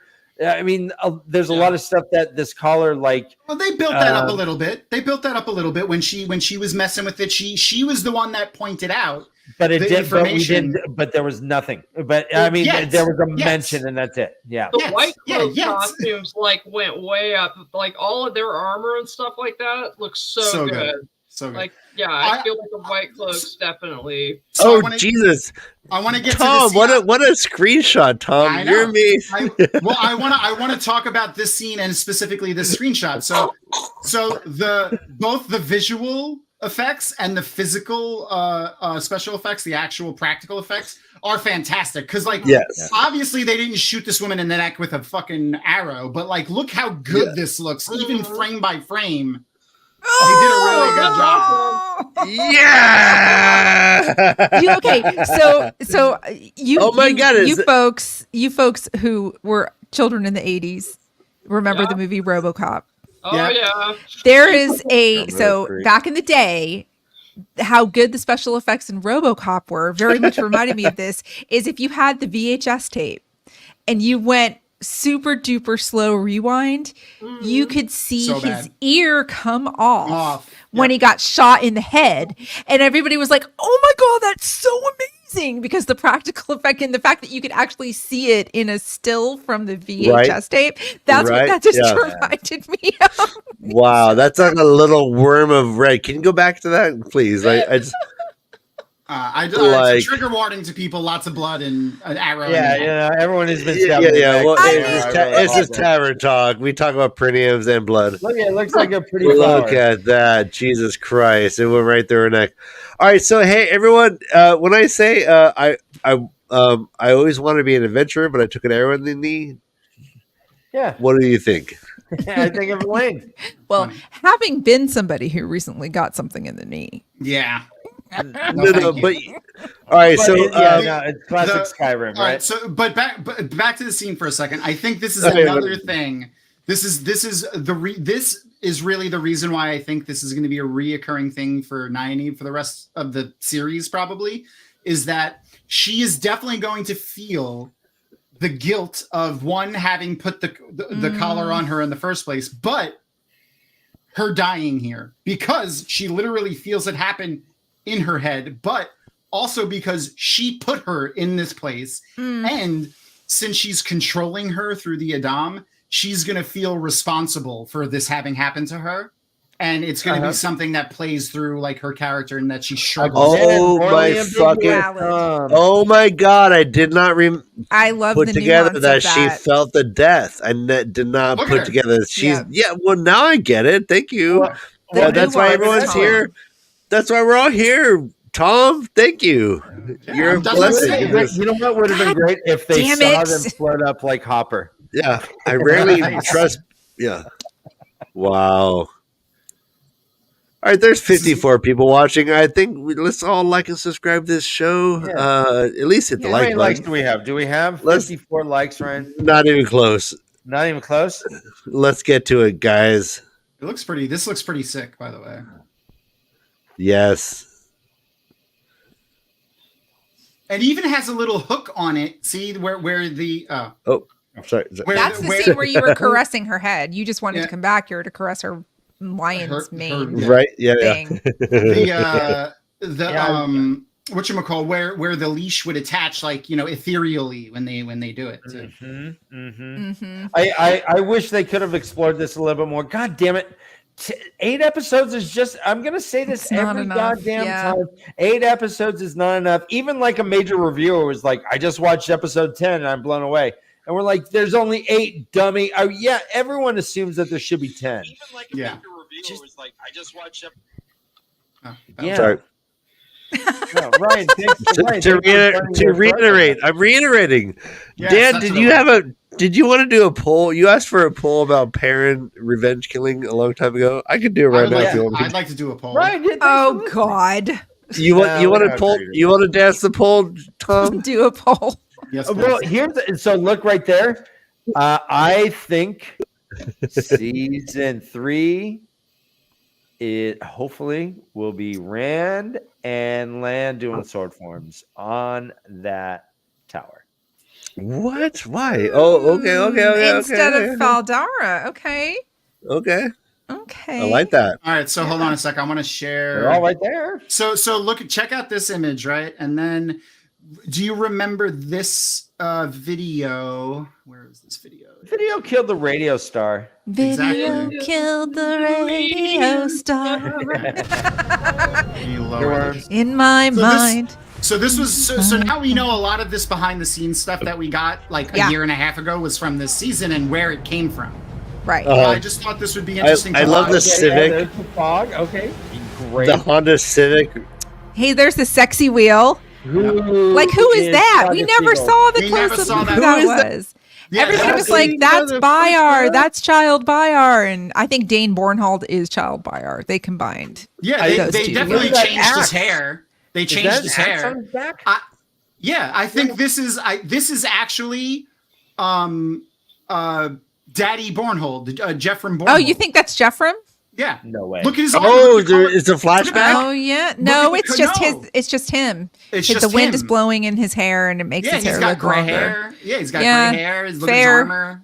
He also has an axe. Oh shit. Yep, I think you're right. Because look at his. He has gold on his Yeah. shoulder I thought there. Let me see if I wow. can- I thought this dude was significantly younger. Let me get the. I walk Um, around the avenue. I never thought I'd meet a girl like you. Let me get the image of Bornhold. So All right, Yeah, Leia is saying no. The armor is different. Not Daddy Bornhole. You Yeah. mother. I would trust Nah, Leia she's because wrong. Leia looks Nah, at she's- armor. You're getting all the time. nerd slapped. How's that feel? I'm used to It it. feels fine because she's wrong. I'm used to it. Oh, Leia, Tom just straight up said you're wrong. Oh, The good gold man. embossing is on his vest. Tom, these are valid concerns. Hold on, we can compare. Hold on. All right. Compose, compare. Let's compose and compare. Oh, yeah, you so wait, different. Oh yeah, no. Oh, look at So that. different. It's No, the it's same. not. It's the same. Look at his hair. It's the same. He has the long forelock, Oh and my it's just gosh. evenly. That's Oh him. my gosh, he's 20 with a mask on. He's 70 with it off. Yeah. Wow. All around the world. I don't know. All right, Leia, we still love you, and I hope you sleep well at night. But Well I think done you with that head of might hair. be wrong. Genetics. I don't know. His eyes are awfully deep set when he's got the mask on. Yeah. I mean, this could be a stunt double. Look at the Yeah, ear. pretty much a stunt double. No, look at his ears. Those are not the same eyes. His ears are the same too. No. Are they the same ears? Yeah. Yes, Yeah. it's like a little point. There's almost like a All right, mini go back and elf forth. ear Go back. there. No. His ears stick out more. Zoom in. No, his I ears can't stick zoom out on this more. one. No, it's the That same ear ear. is higher on his eye. Look at the All eye. right, all right. his We need a eyebrow. poll. It could be a stunt double, but this is supposed to be Dane Bornhold. I mean Jeff from Bornhold. This might be his stunt double, but this is Jeff from Bornhold. That's who Right. his character is supposed to be. A poll's coming. All right. Anyway, let me. Let's do you play want the me- video. Let's do you want play me, more of the video. Yeah, do I the got poll. it, bro. I got the chat. I got Don't. It's gonna help you get that poll coming. There's a specific part that I want to.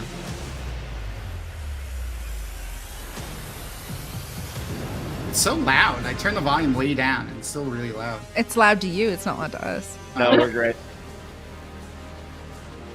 We're not gonna get dropped, are we? There we go. So like, look at this. That's Is a lot what of the it. tower. Music. But this is what the tower actually looked like, and then. Oh shit! I forgot. I gotta minimize it before I maximize it again. So annoying. StreamYard. Okay. StreamYard. There we go. Hi, it's Dana from StreamYard. Do you guys get those ads? Dana from Yes, StreamYard? always so annoying. But so like look, like this is what what we got in the show, but this is what it actually looked like in real life. Is when they were in the thing was this. All right, the poll's live.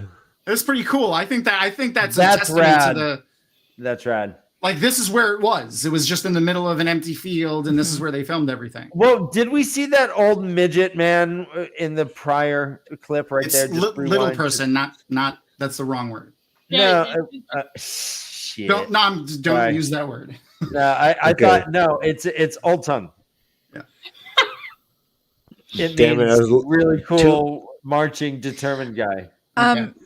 So we've already been going for an hour and 45 minutes. Oh yeah, let's finish the I pictures then. feel like we need to talk about the last scene. Like if Okay, we're going to talk about let's keep anything going. else for the rest of the night, we have We're got almost to done. talk about We're the almost at last the scene. end. We're almost at the We'll end. talk about the Magidian. I also want to talk about the dragon banner. Oh yeah, yeah. Bannered across the sky.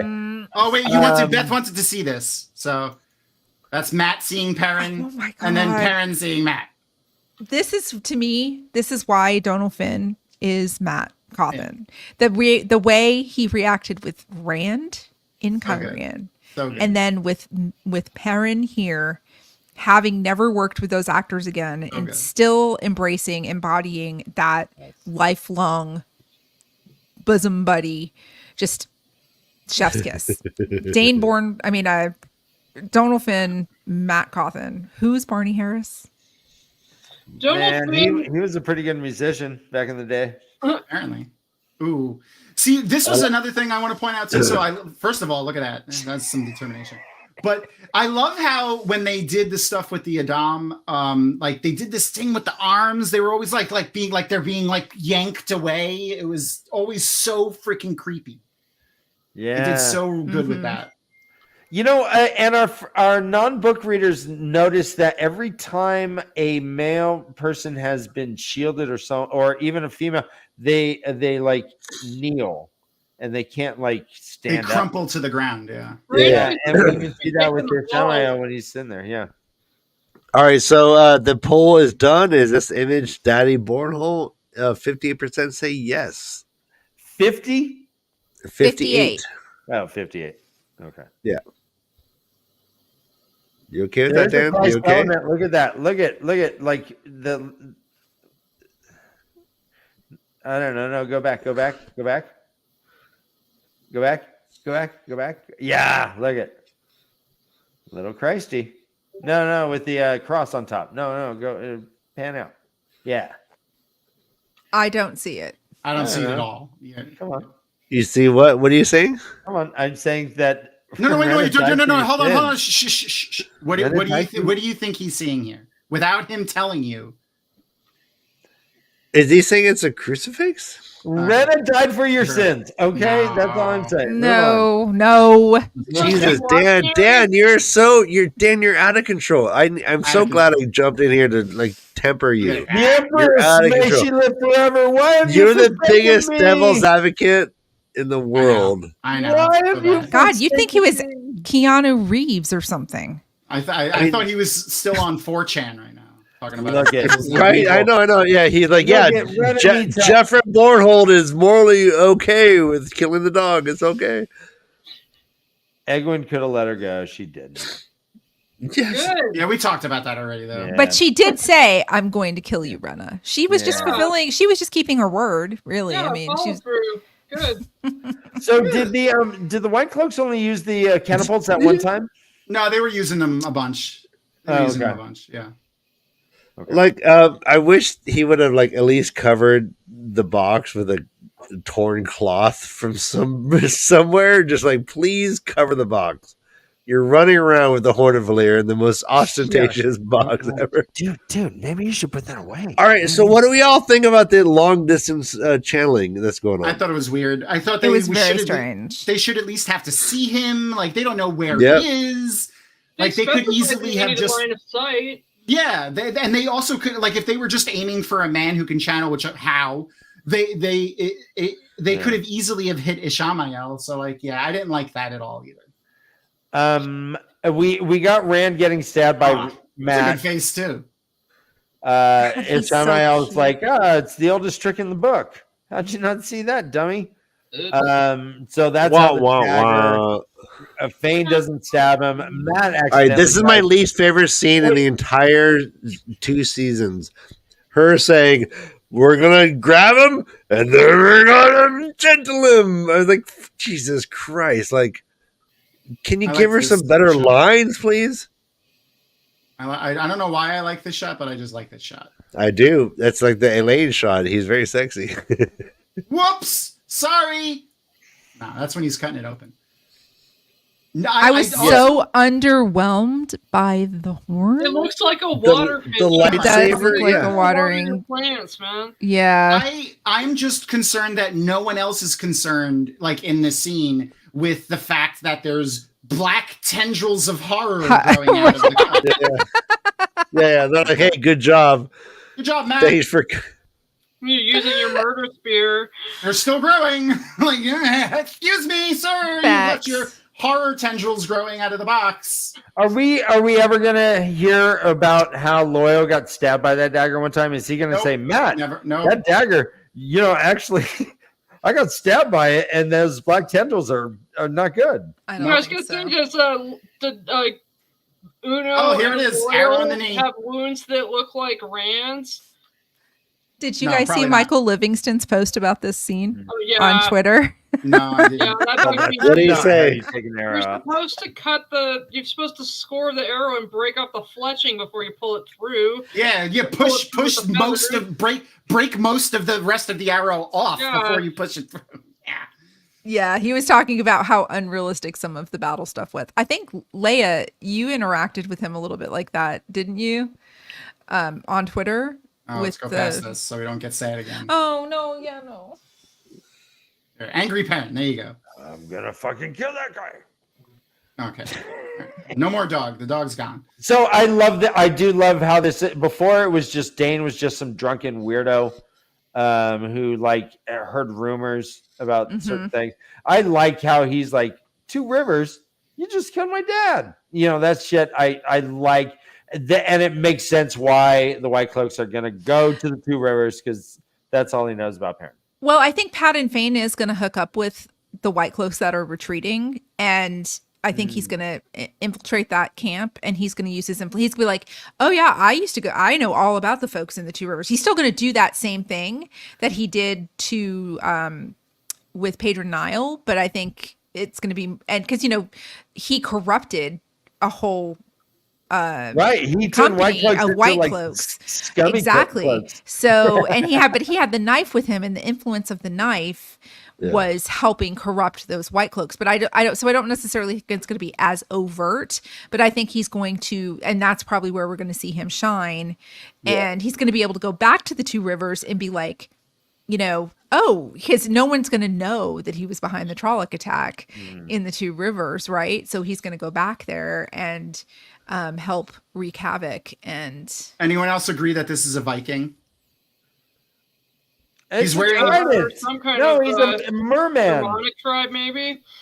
It looks like it I looks feel like even they're this giving looks like Nordic.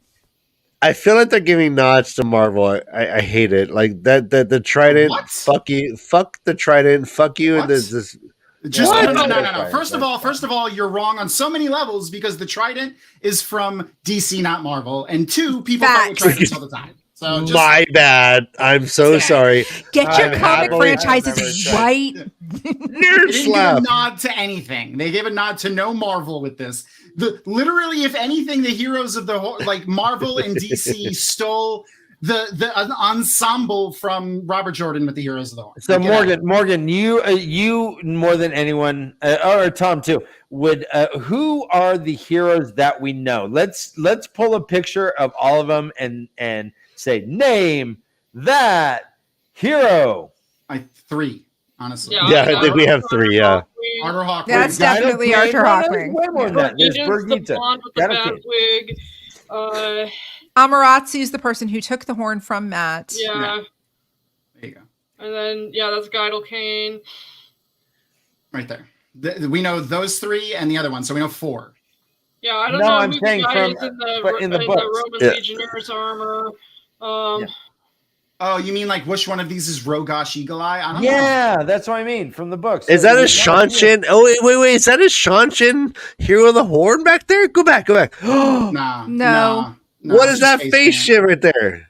It's It's very just called different face something. stuff. Yeah, she's got That's this a guy- face tattoo. No, it's not. It's paint, and this guy It's also paint. has face paint on too. It's Ew. paint on the Shanshin as well because Rena has it and doesn't. Then have it. why are we sure she's not Shanshin? The guy who looks like Yes. Jesus looks like he has Because face paint. Sean. They're the only The rest people of we her see costume. the only people we see that have half their face painted. in the Yeah, so- She exact doesn't same have. way. No, it's not the exact same way. Her No, it's not. face paint starts It's here, comes full- down, it's- and comes down like this again. It's not the same because completely they're different. from here Yeah, here, watch. down, Just go back. and they're It's blue. very different. Oh, It's I very know. different. Okay, I'm not gonna say it's completely different. I'll give It's you that very it's different. different. I'll say It it's could- completely different. I'll It say could it's be completely one age different, but it's not completely different. There's still Completely half of her face covered, and no other cultures have we've seen this before. Look at But that. she wouldn't be Shanshin Completely then, because the Shanshin have only been around for 1,000 years. So why would no? It's not Shanshin. That's a good.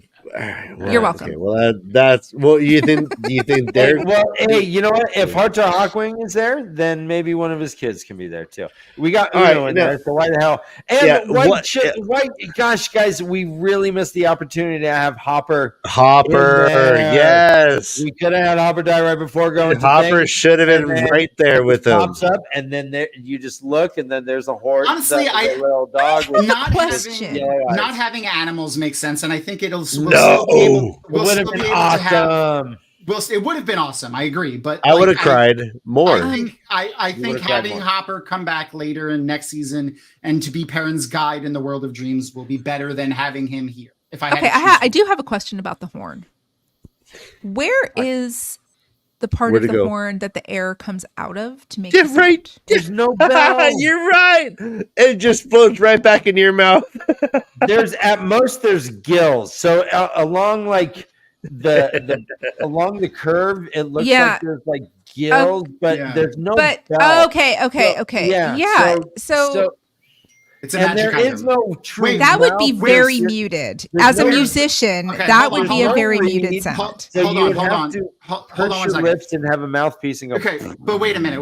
You're trying to add rationale to the horn that summons spirits from the other world. Let's just say magic and But call no, it a day. because it made a very very- audible, loud noise. But So that but could have been any it's air. If you blow air through it, it produces a magical ethereal sound. it's a tangible object So what? that should have been designed better to make a more substantial blow. Yeah. So what do we think about this design choice? Not Morgan- good. Not Morgan, Yeah, what it do you could have think? looked better. really It could have ugly, looked but better. I think the Horn of Valere is fucking stupid anyway, so it's sort of like Hey, whatever. fair. I mean, wait. we have This is we when have he does it. Guys, we have chapter icons that look like a fucking horn. That face. Why was this choice made? I was always we have thinking, chapter icons that go what the Shanshan armor looks like too, and they pick something weird instead. Listen, have you seen the Shanshan armor on the front of the cover art in some of the books? So, Okay. I mean, I think I've always pictured it to be like a military cornet or bugle. Like, Yeah, that's me too. what I always pictured it to be in my I head. thought it was like a French horn. Like a It had a French couple horn without the curls. You see- mouth. yeah. Why is Loyal given like, oh Jesus, like look at him clutching Parrot. That's my a- God. It's just- It's like, he seems oh, to- he's that's like, a meme oh, right there. Lord. It's just, Oh Lordy. it's just he's like, oh boy, it's hiding behind Parrot. Sorry. Tasty. Oh, that was great. Oh. All right, so I'm glad you're here. What is up with the shield? Morgan, our guest. Thank you for being on. Thank you. You're so patient. I love you. I don't know. I mean, I guess it makes sense that it would have magic powers imbued into it, since it did come from the netherworld of where, or get pulled out of Teleron Riyadh. So the fact that it got used is kind of like, I don't do comics, but it seemed like it had a lot of like comic book elements to being able to like reflect Captain the one America. power. Which I wasn't a fan of, but like I said, I think the horn is fucking stupid and wanted them honestly to cut it from the show. So I like the heroes. I don't know. I'm ambivalent about it. I hope that Geidel Kane takes it back and it's not part of Parent's permanent arsenal, because I'd really hate that. Yeah. But Yeah. I don't know. I totally agree with you, by the way, that the horn, like, I think it was in the early books because Robert Jordan needed a MacGuffin in the early books. And like, he didn't have everything. What does that mean? planned out. I'm sorry. What does that mean? MacGuffin. It's something, it's a right? D&D It's something thing. you get with coffee and hash browns for $1.99. Yeah. So the idea of a MacGuffin is basically like when you describe like a quest, any story where it's like, oh, we need an item at the end where they're going for. So like in a description for like a D&D thing, they said, yeah, we'll just that's the MacGuffin they're going for, because it doesn't matter what you call it, it's just the cool thing at the end. Yeah, like, it's like the Holy Grail is the MacGuffin, the Calendar is the MacGuffin. the first three books all are structurally the same, as far as the fact that they are each one oriented around some manner of artifact and driven by a chase. And so the artifact of the second book is the horn and also the dagger. But the horn, I learned fairly recently, is actually, as far as RJ having the legends that he repeats, has some manner of reference to, I believe, Norse mythology. Like there's some type of horn dealy in Norse mythology. So he was trying to like work that in, but he didn't give us anything. He didn't tell us it was specifically a Terangriel. He didn't tell us it used the one power. He didn't give us any kind of mechanic for it. And so I hate it. It's like if he gave us something to where he made it an object of the power, I wouldn't hate it, but he didn't, and so I do. Yeah, the from Norse mythology, the horn is blown to start at the start of Ragnarok, but it's also the same in Christian mythology. They blow the trumpets to summon the apocalypse, to the riders of the. So it's one of those things that he kind of like, and that's great. If he had been like if he had been like it's a Terangriel and it gives access to Teleron Riyadh and it's that would have been, I'm like, great, now it's got a mechanic. Perfect, but he didn't. So it's just this thing, this extra thing, and it like doesn't really belong, and so I hate it. Let me ask you guys, what do we think about the fact that what we saw on screen was a bunch of really good shots here. I love this more than anything. Dan, is this working? Is it?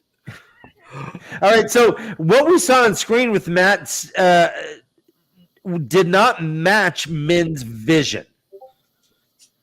Min's vision had Matt just stabbing him. That's pretty typical, though. Her visions are often metaphoric. Yep. Okay, we just chalk it out. We haven't heard that they're infallible in the show. Have we? What? What would be infallible? They means that they once she sees it, it will it is going to happen. What are we She talking had a about? We had vision that. I'm talking about Min saw a vision of Matt stabbing Rand. Matt Yeah. actually didn't stab him. He threw He a did. spear. I mean, Yeah, that's but the it same was- thing, though. Same thing. Yeah, her visions are Huh. often very Okay, well, metaphorical. So yeah, I feel like that was perfectly. Yeah, I mean, it's the one with the one in the season 1 with Rand holding a baby.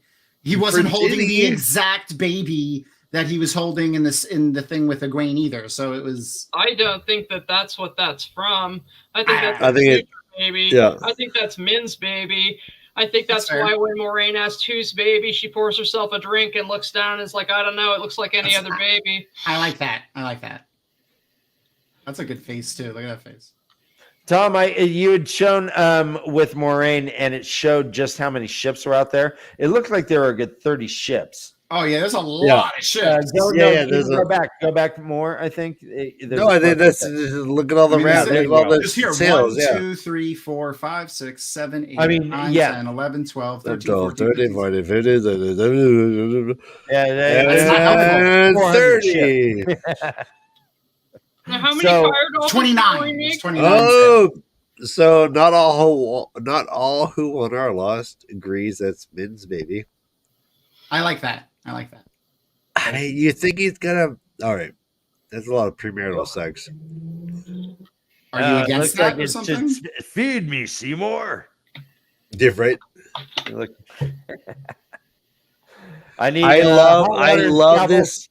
This Okay, is when I he notices love Elaine, this by the way. moment when he said, "Who are you?" and she says, "I'm Elaine." Yeah, Oh my God. that's this moment. Oh right my here. God, I fell in love with her too. And then you see Nynaeve fall in love with her also. After that, she's just like staring at her like, what? By the way, I Who called are this. you? I don't know if anyone remembers me calling that this was going to be the wound that never heals, but I called this.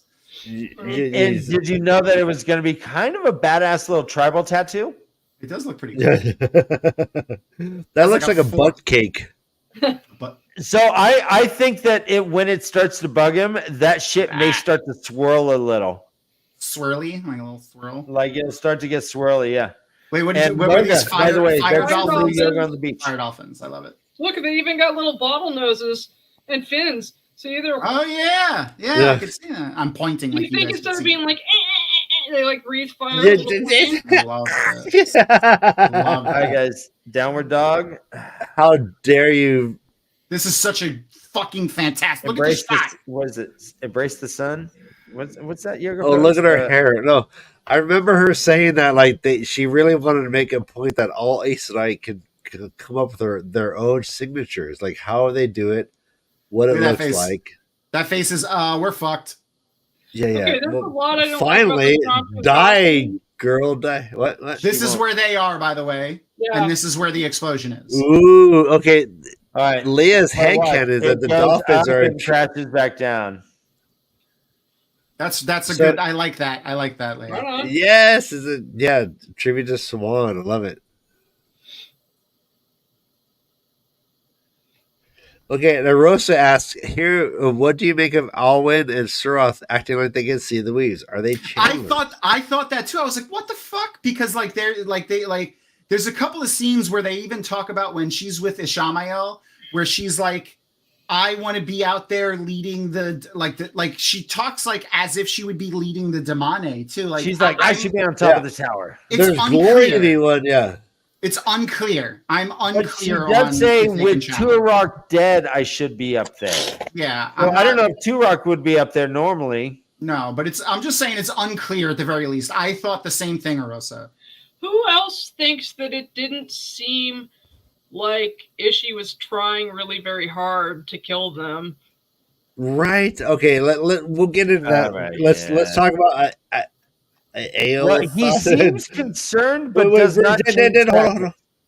Real quick. Elaine can heal. She's just care about it, and you see her work right there. Yeah. So we're going back to the whole like weird wound Yeah, I like that point. That Elaine is just not very good at healing. If Nynaeve was able to be angry and healing, she would have done a better job. That's that. I don't think, but I mean, also it's a wound from From the dagger, a yeah. magical wound. It's not, I and don't it's think she would've different been- than a Trolloc blade or a Myrddraal blade, right? It's Yeah. the taint on it. Yes, taint sauce Uh-huh. on it is different than a Thakandar blade, so to speak. Okay, so So, Thanos just are we snapped. getting Moiraine? maybe Yes, 100%. Yes, Yeah. absolutely. Probably she's still season dancing 4. over there. Probably Yeah. season 4 for I Moiraine. think, I we'll think. get a break, like a season break, and then Yep. Yeah, Look at the carnage around Lan. motherfucker So many caught an bodies. arrow. got an He arrow. caught hit her. 2 arrows. He Arrows caught and killed her 2. with them. Yeah, He why did. not? And so he stops her. He. So go back. Yeah, he says they're retreating. Yeah, Yeah, no, They're he's just- retreating, he's yeah. still, like gnarly, and he's like, yo, bro, hey, we're good. yeah. No, He says she's- like And he look, says they're what- retreating. Right? There's like 1 ship, 2 ships. Yeah, there's like 2 sails that you can What see. So, what a weapon of mass response destruction that to- was. To the weaves thing, I'm wondering if for the show they aren't letting you see the manifestation of the weave and not the weave itself. So like they saw the fire in the water because she was Yeah, it was that- already manifest That's probably Yeah, it's it. unclear. It's unclear. That's. I mean, they You would have know? seen the fire coming, so like, Right, that's what I mean. So yeah. I think don't necessarily see the weave of it, but they see the tangible impact Yeah, it's of mo- the weave. It's more that scene coupled with her comments from earlier that make it unclear for me. Sure. All right, everyone, right now, who's your car favorite? card. Who's your favorite? I'm Chiad. Avienda. I'm Team Chiad. Avienda. No, I'm Oh, all yeah, Team yeah. Chiad all day. Chiad's my B. Wait, so who's Chad? She has the The one- left. The one Right the there. one on the left. Yeah. The one who plays Bane was like an Olympic swimmer. Yeah, she Mhm. was. Yeah, she set world records too. Yeah, she's like 6'2". She's huge. Did you guys see Sarah Nakamura? I like Somebody on Twitter was talking about Avienda's casting and how they needed to find somebody who was taller than 5'4" to play an Aiel.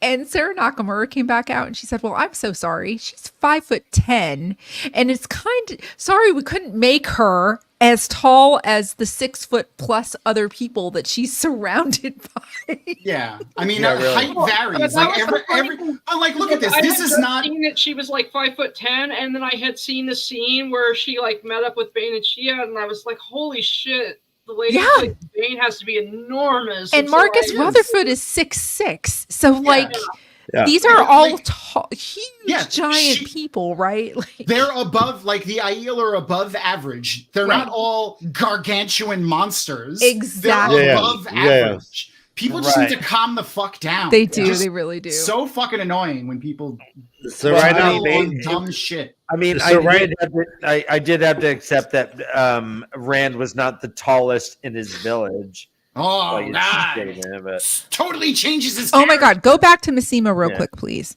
Well, no, let's. the Oh yeah. Aiel, Well, if I'm almost there. Foreshadowing right there. Yeah. Yes, I Foreshadowing. love Oh, it. yeah. Yep, that's the face of a man who has seen the God. Yeah. That's what he thinks. Yeah, this dude is evaluating life. Brother Dan had a point. Like what Massimo, his armor looks very much like the Shanshan armor. Because Like, it is he could've- Shanshan It armor. is Shanshan He armor. stole Yeah. it. He stole it. So did Is- Ingtar. That was happening. Yeah, they were- Oh they my were God. When did Lanfear have time to go change her clothes? She's Yeah, I know, Lanfear, right? dude. She's Lanfear. But also, Yeah, so she's so a- something I pointed out when I did my You're a review, miss. but, Like Crescent Moons. but and I went back and rewatched this episode like 6 times. I tried from the scene where you see Ishamael come out wiping his hands off for the rest of the episode. I tried to like watch the background everywhere where I could see if I could find anyone else that may be another Forsaken, and I could not find anyone else other than yeah. obviously the end of this show. But I'm curious to know if anyone else had thoughts on that. I didn't see anyone, but I do have a question very quickly. Going back, and we're going back a little bit. You don't need to go back in the pictures, but Does he have hair on his nose? no, I don't think so.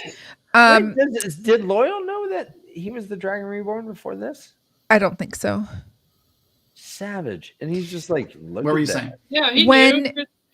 No, he did. When Lanfear and Rand are in the ways after she punts out Lan and Moiraine, Mhm. and he's like, "You channeled in the ways. Here comes Machin Shin." She says, "There's other ways to travel," Yeah. and then Machin Shin just jumps down on them.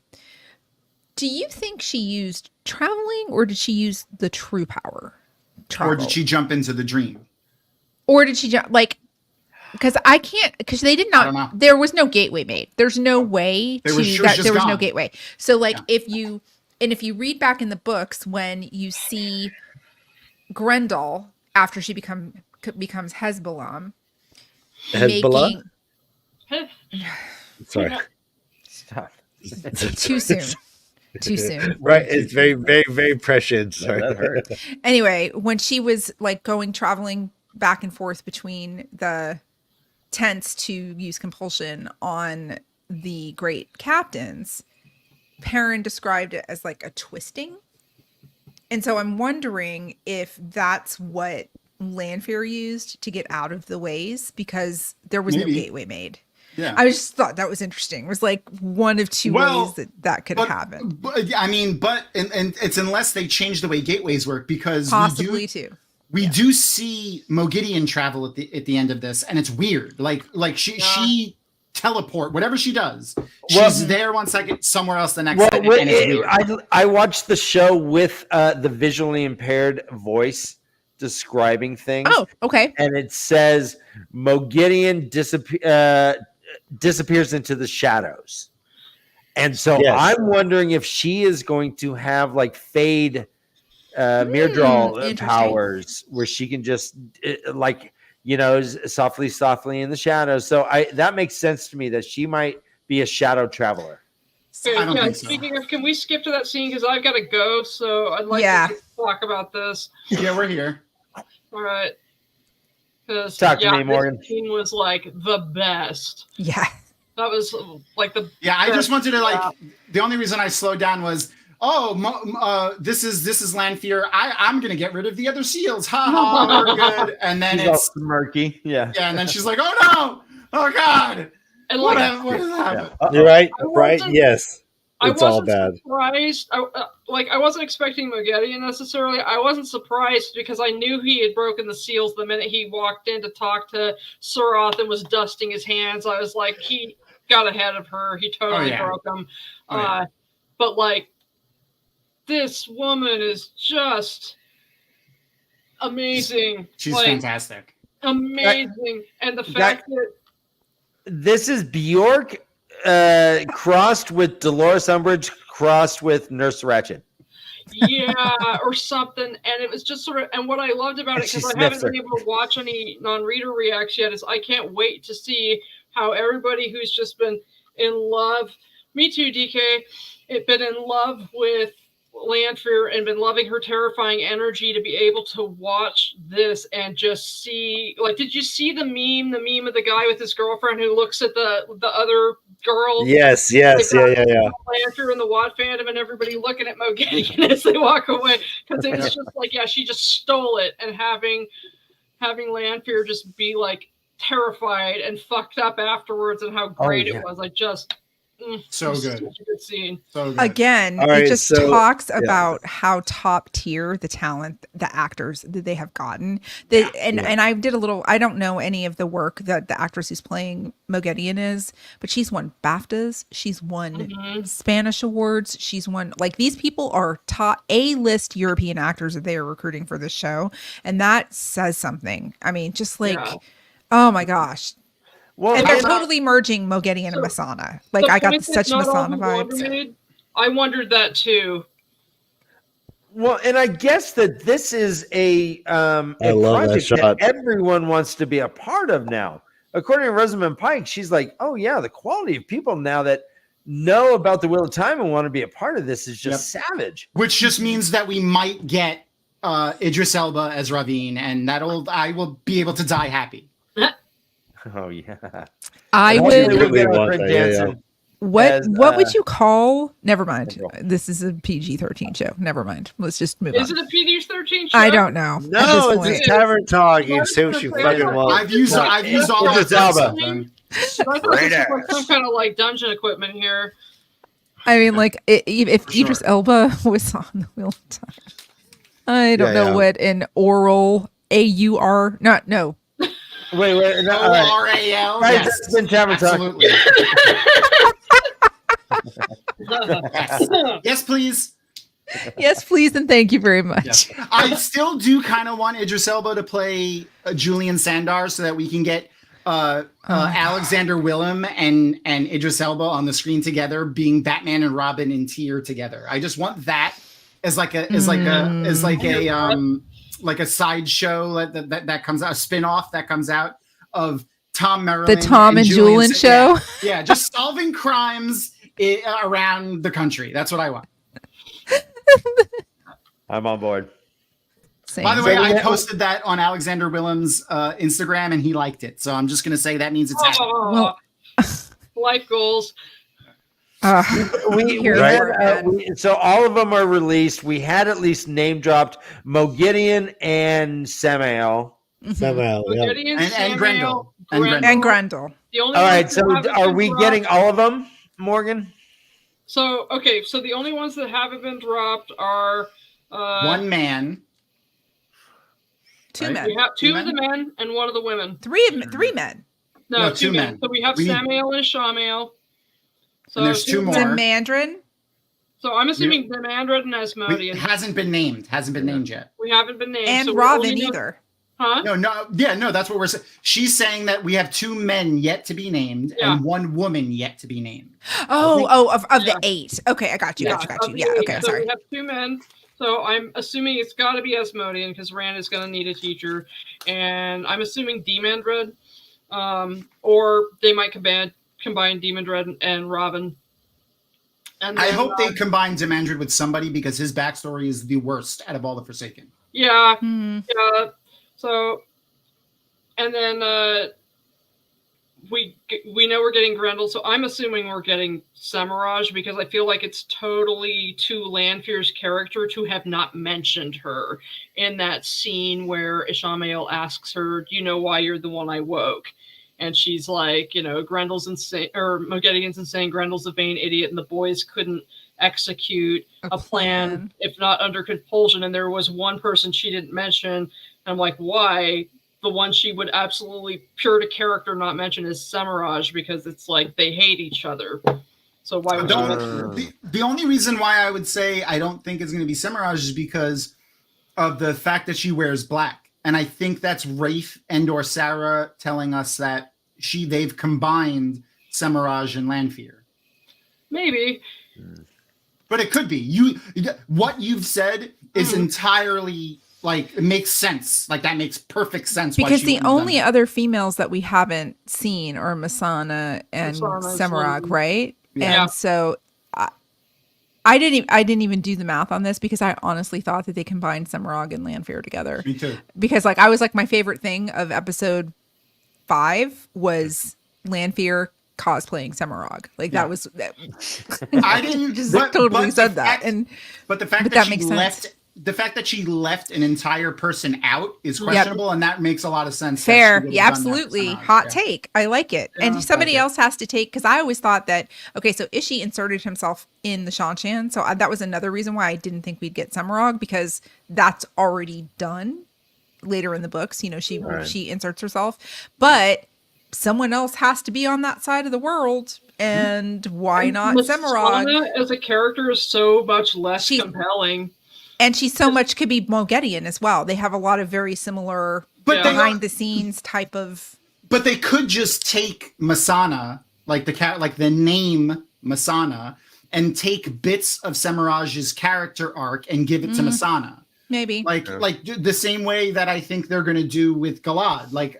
And they could have Semiraj's queen of Mhm. Tel'aran'rhiod, they gave that to Lanfear, but Semiraj's crazy torturer they give to whoever else. Like Hmm. maybe she's the healer. Like they make Masana the healer instead of the attorney. Or whatever Mhm. she was. Am I wrong to think that Surath is going to be Aegeanin? No. You're wrong. Yes. You're No. wrong. No, see, if they're gonna, especially because watching like non-book reader reactors, like because the Shanshan are so absolutely disgusting and the slavery is so disgusting and so unappetizing, they have to have Shanshan who are going to take advantage of the fact that they're on this shore to show that, hey, slavery is bad. We don't like it. We think this is disgusting. We don't like the system. And they have to show people who don't want to drink this Kool-Aid anymore and are going to take advantage of not, being away from the empire to do To that. have any redeemable ones. Yeah. People are going to want to see that growth, and they're going to want to see it sooner rather than later. And that's not so Don't we have that opportunity? So if we have a Rena climbing or Surath climbing out on the beach, Surath is not going to be the Everyone's one. dead. It's not going to be Surath. It's not She's gonna be also Surath. She's a dark also a friend. dark friend. Yeah. No. It's not going to be Surath. her. It's going to be someone else. Yeah, Probably okay. someone new. Did No Surath part of me. survive? No, yes. Probably No part not. of me thinks that. I hope not, but probably. Yeah. So the one bit of costuming I do like is I think Alwyn's hair with her little like curls is great. Okay. I lost my train. Also, I just want to point out, Guy Roberts, Alwyn is his His partner. wife, yeah. Yeah, Mhm. so she killed him. Oh, that was great. She did. She was I the- bet she was that's the the one thing they that laugh ordered it. about over dinner. I would never let it go. I would never let it go. Let me ask you: Nice. will we see the actor Ferris? I don't know. Maybe only I in don't know. flashbacks. I think maybe not. I'm assuming we're getting Moiraine, and I'm assuming he's going to come back in a different body. Yeah, a younger. If they're going to do the whole body Such a swapping thing good with actor, Rand, he's though. fantastic. He really is fantastic. I know, he's so good. It's the Here's best- your hair, by the way. That you like. Yeah, her hair Yes. is great. What is that? No, those are rollers. No, that's not That good does hair. look infected. That's not Yeah, great that hair at all, Morgan. I love it. You would Whatever, never it's go one out. of the few things I like about their costuming. I like Is it. that they put It's- rollers in their hair? It's like It's the mohawk? ostentatious. It's ostentatious. Yeah. It's weird, and it's very Right. othered from any other hair. So it's Yeah. Jesus, it looks It like And Golden- half her head is golden. shaved. Look, Mhm. they're Yeah. true to the books with that. Half Yeah, of her yeah. head is Yeah. shaved. So I like it. Anyway, I gotta go, Not a y'all. fan. So it's been wonderful hey. to come in and talk. We love you, love you. Morgan. Yeah, I love you guys. Everyone, follow Morgan's YouTube channel, Podcast of the Dragon. Yeah, Please. I'm Yeah, putting out content on YouTube. I don't want to say my podcast is on pause right now, but because I'm in school and it is so labor intensive for me to put out podcast episodes, it's not a priority right now. So I'm still trying to put out stuff for the show or just little bits and pieces for YouTube because I am going to still try to make content and do whatever I can to worm my way into other people's shows. So I'll be out and about. Morgan, you have like 45 podcast episodes. I have 44 full episodes and a handful of bonus episodes, and then I've got stuff about the show on YouTube, and yeah. I challenge each and every person watching. There's 57 people. Listen to one episode of Podcast of the Dragon. Pick one. Pick any one. And pick your favorite book as she breaks it down and tell me it's not the best evaluation of Robert Jordan's work that you've ever fucking heard in your life. It's seriously, it's a masterclass in literary evaluation and from a real fan who appreciates what's going on. Yeah, with And an it's empathetic. Yeah. God, Morgan, you're the best. I love you so much. Thank you. And yeah, I'll see you guys later. And Good yeah, luck with I'll put out episodes again someday. I'm doing so much schoolwork. It's just real so much, life is yeah. the most important thing. So Yeah. I yeah. want to make more money someday. So yeah, There you go. Exactly. amazing. Yeah, All right. Morgan is next fucking level, guys. She is. Wait, Don't even Morgan. know. You don't Don't think even know. Mitch empathetic podcasting about a 14 book series is going to bring you to the promised land? You think you need a real job? No, that's it's not. You know, if it were like back in the day where you could have like a real art patron or something like that, but like, you know, it's just sort of it's just not enough. So, and it doesn't give you health insurance because we live in America. So, hooray, Merca. more Medicis and stuff, right? Yeah. So, anyway. All right. Good luck with class. Love you, Morgan. We'll talk to you soon, baby. We'll talk to you soon. All right. What else? I have one other question. Yeah, go for it. There is a huge gap, in my opinion, in Padan Fain's teeth. Besides the physical gap in Padan Fain's teeth. Yeah. That's our whistle. You could put an entire carrot in that. I have a gap in my teeth, guys, and hey, don't discriminate against people who might not have perfect teeth. Yeah, I don't think it's bad. I could have used braces. So what? Okay. Min Farshaw. Who? Who was sorely absent, and I get it. Okay, I was really hoping that Lanfear would have gone and gotten Min and traveled her to Falm because I really wanted her to be there. But somebody made a comment, and I want to get your guys' take on this, that to set up for the Tower Rift, she's going to end up going back to Tar Valon with the Aes Sedai who were in Cairhien. Okay. So that's going to set her up to be. She's going to get snatched up by the Aes Sedai that are there, or choose to go with them willingly for whatever reason. Who knows? But so I'm wondering, like, what do you think they're going to do with Min? Because I know that Rafe said that there were going to be some differences for her to, like, his thruple. What do you call it when there's 4 people in it? Quadruple. Too many. Is it a whatever? couple? He said there were going to be changes to that, possibly, Mormonism? right? So I'm just wondering if, like, how is she going to be, like, are Elaine and Egwene and Nynaeve going to go back to the tower now? Are they going to be present during the falling out, during the rift? They weren't before, but she's going to tell the Aes Sedai about Leandrin, and she, ooh, I like that. Someone took something off mute. Wasn't me. I don't hear anything. Polycule, yes, polycule would probably work. But I'm just wondering what you guys think they're going to do with Min's character, because, you know, she was clearly in Falm, right, in the book, and she's not there now. So what do you think they're going to do with her? And do you think she's going to have a significant part to play in season 3 forward? I think they could, like, man, that's tough. I think she's going to end up back to where she was in the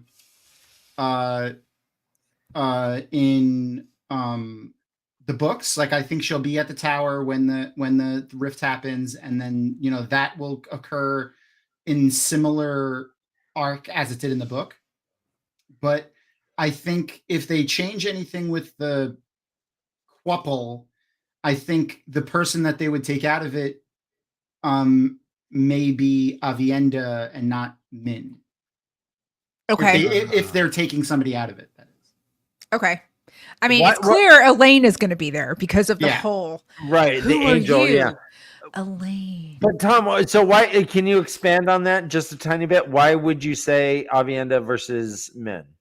Well, based off of everything that we have right now, I would say that, and that's only because Rand has already interacted with Min, and we've already had, like Beth pointed out before, or Morgan pointed out before, that how the scene was like she saw her baby with Rand, and she's already had the visions of Rand, which could have been the ones that, you know, of her and him, and then we had with Elaine. So the only reason I have that right now is because of, if there is going to be a change, that is the only one that I feel is most viable for this one. Okay, that makes sense. We don't know if we have a Lida for season 3, by the way. That's still just conjecture. So sticking with that. So if she saw 3 beautiful women, could it be Egwene? Egwene could have been one of them, maybe. Could be. Huh. I don't think so, though. I think I don't Egwene's either. I mean, I gonna- do think I would be. I don't know. I don't love what happens with Min when she becomes like part of the Shanshan or aristocracy, for lack of a better term. But when you think of it, at the end, Rand was tied through his bond to every major nation that fought with him in the end, because Min was kind of adopted by the Shanshan, so to speak, Yeah. because she's a true speaker, and Avienda's Right. of the Aiel and Elaine is of the Westlands. So I kind of feel like that was almost representative of all of the major cultures that rallied behind Rand in the last battle. So I kind of like that, but I did too. I don't know But if that don't- is. I don't think they're going to let the Shanshan be acceptable in any way. Like, I think the Shanshan are going to get either eradicated or just be like completely shuffled off the board at some point. So we're All not right. going to get Matt and Tuon? Yeah, exactly. We might, but I think Tuon will split from the Shanshan or already have some sort of Or have a faction of Anti- Shanshan that defect, maybe? maybe have some, but I think she may come onto the scene with some anti-slavery like idealism within the Shanshan. What the fuck was that? That was great. That was shocking, right? Maybe That is I a hot did. take. That was very My Little Pony-esque. Was Yeah, it My we- Little Pony? It was a little bit.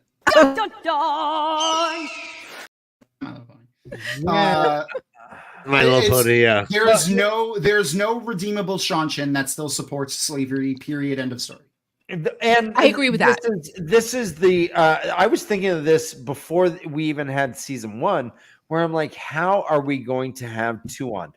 She is the leader of a horrible society. She's the empress, right? Mhm. And the only redeemable quality is because Matt, Right. like, and I don't think that can translate on TV the way it did in books. It didn't translate in the books either for It me, though. didn't really, but it She kinda did. sullied I mean- Matt's, not she sullied, but Matt sullied his own moral character to me when he fell in love with her and never really brought up the fact how horrible that was and was okay with a lot of the shit that she did, collaring women and enslaving them and using them, and never being like, hey, I can't be with you if you support stuff like this. Like, No, he's like, hey, what are you gonna do? Right? yeah, it's great. Whatever. Like, no. I don't know. Yeah, and I Probably. think maybe that's, again, something that would have been broached if Robert Jordan hadn't passed away and had been able to do the Outrigger novels. I think Maybe, that's something yeah. that would have been more in-depth addressed. Well, we know 100% one of the Outrigger novels was supposed to be Matt and Tuan going back to the Shanshan. Like, that was supposed Right. to be one of the Outrigger novels. Right. Yeah. I mean, I think And I know- Perrin going to kill him. right. I No. hate thinking about that. Why Wait, did we what? say R.I.P. Joe Rogan? Did he That die? went over my head. It's I okay. don't No, no. Oh, I'm out. Wait a minute. Did Idea. I was I like, have no breaking idea. news? He never dies. Everyone says he dies. I'm just saying it's just it's a joke. I'm so It's confused okay. right now, but okay. Yeah, Anyway. that was really. All right. It was a deep cut. It was a deep cut. A deep cut that went right. It was so deep, it went over my head. It was like, even the white cloaks say, like, when Jeff from Bornhold is like, he's like, we have to kill the Shanshan. They're slavers and murderers. Like murderers. that. Yeah. He, Yeah. he put that in front of murderers, though. Slavers was first. Facts. Okay, so I have a hot take, and I'm Shoot. just going to share it. I know we're running really long. I'm ready but- for the hot We're take. good. We're good. We're good. Okay, Dane Bornhold is very traumatized right now Oh yeah. and grieving. Mhm. Enter Oh yeah. Galad Damodred, who happens to be very misguided. We need Okay. to have a Dane Bornhold, Galad Damodred relationship. Love. I actually Oh. pitched that at WatCon on a panel I was on, Okay. the shipping panel. And after looking at Dane Bornhold and what happened to him, this needs to happen. I need hot, sexy times I was about to say, with that's- beautiful that's- men. Like it needs to happen. I It would needs to happen. I would agree with you if I didn't think that they are eliminating Galad's character altogether, but that's me. I think they've already eliminated Galad's character and given it to Dane Bornhold, but that's Are you? You're just you. You just made me very sad. You just made me very sad. I want Dana to identify his sexuality before we like simp on his potentials. Like, What you I want mean- Dane to be like? is Hey, he gay? Like, come on, like he needs to come out. And tell I us was what he like, I specifically at WatCon said I want show Dane with book Galad. I would love that. I think that would be awesome. I just don't think we're gonna get a Galad in the show.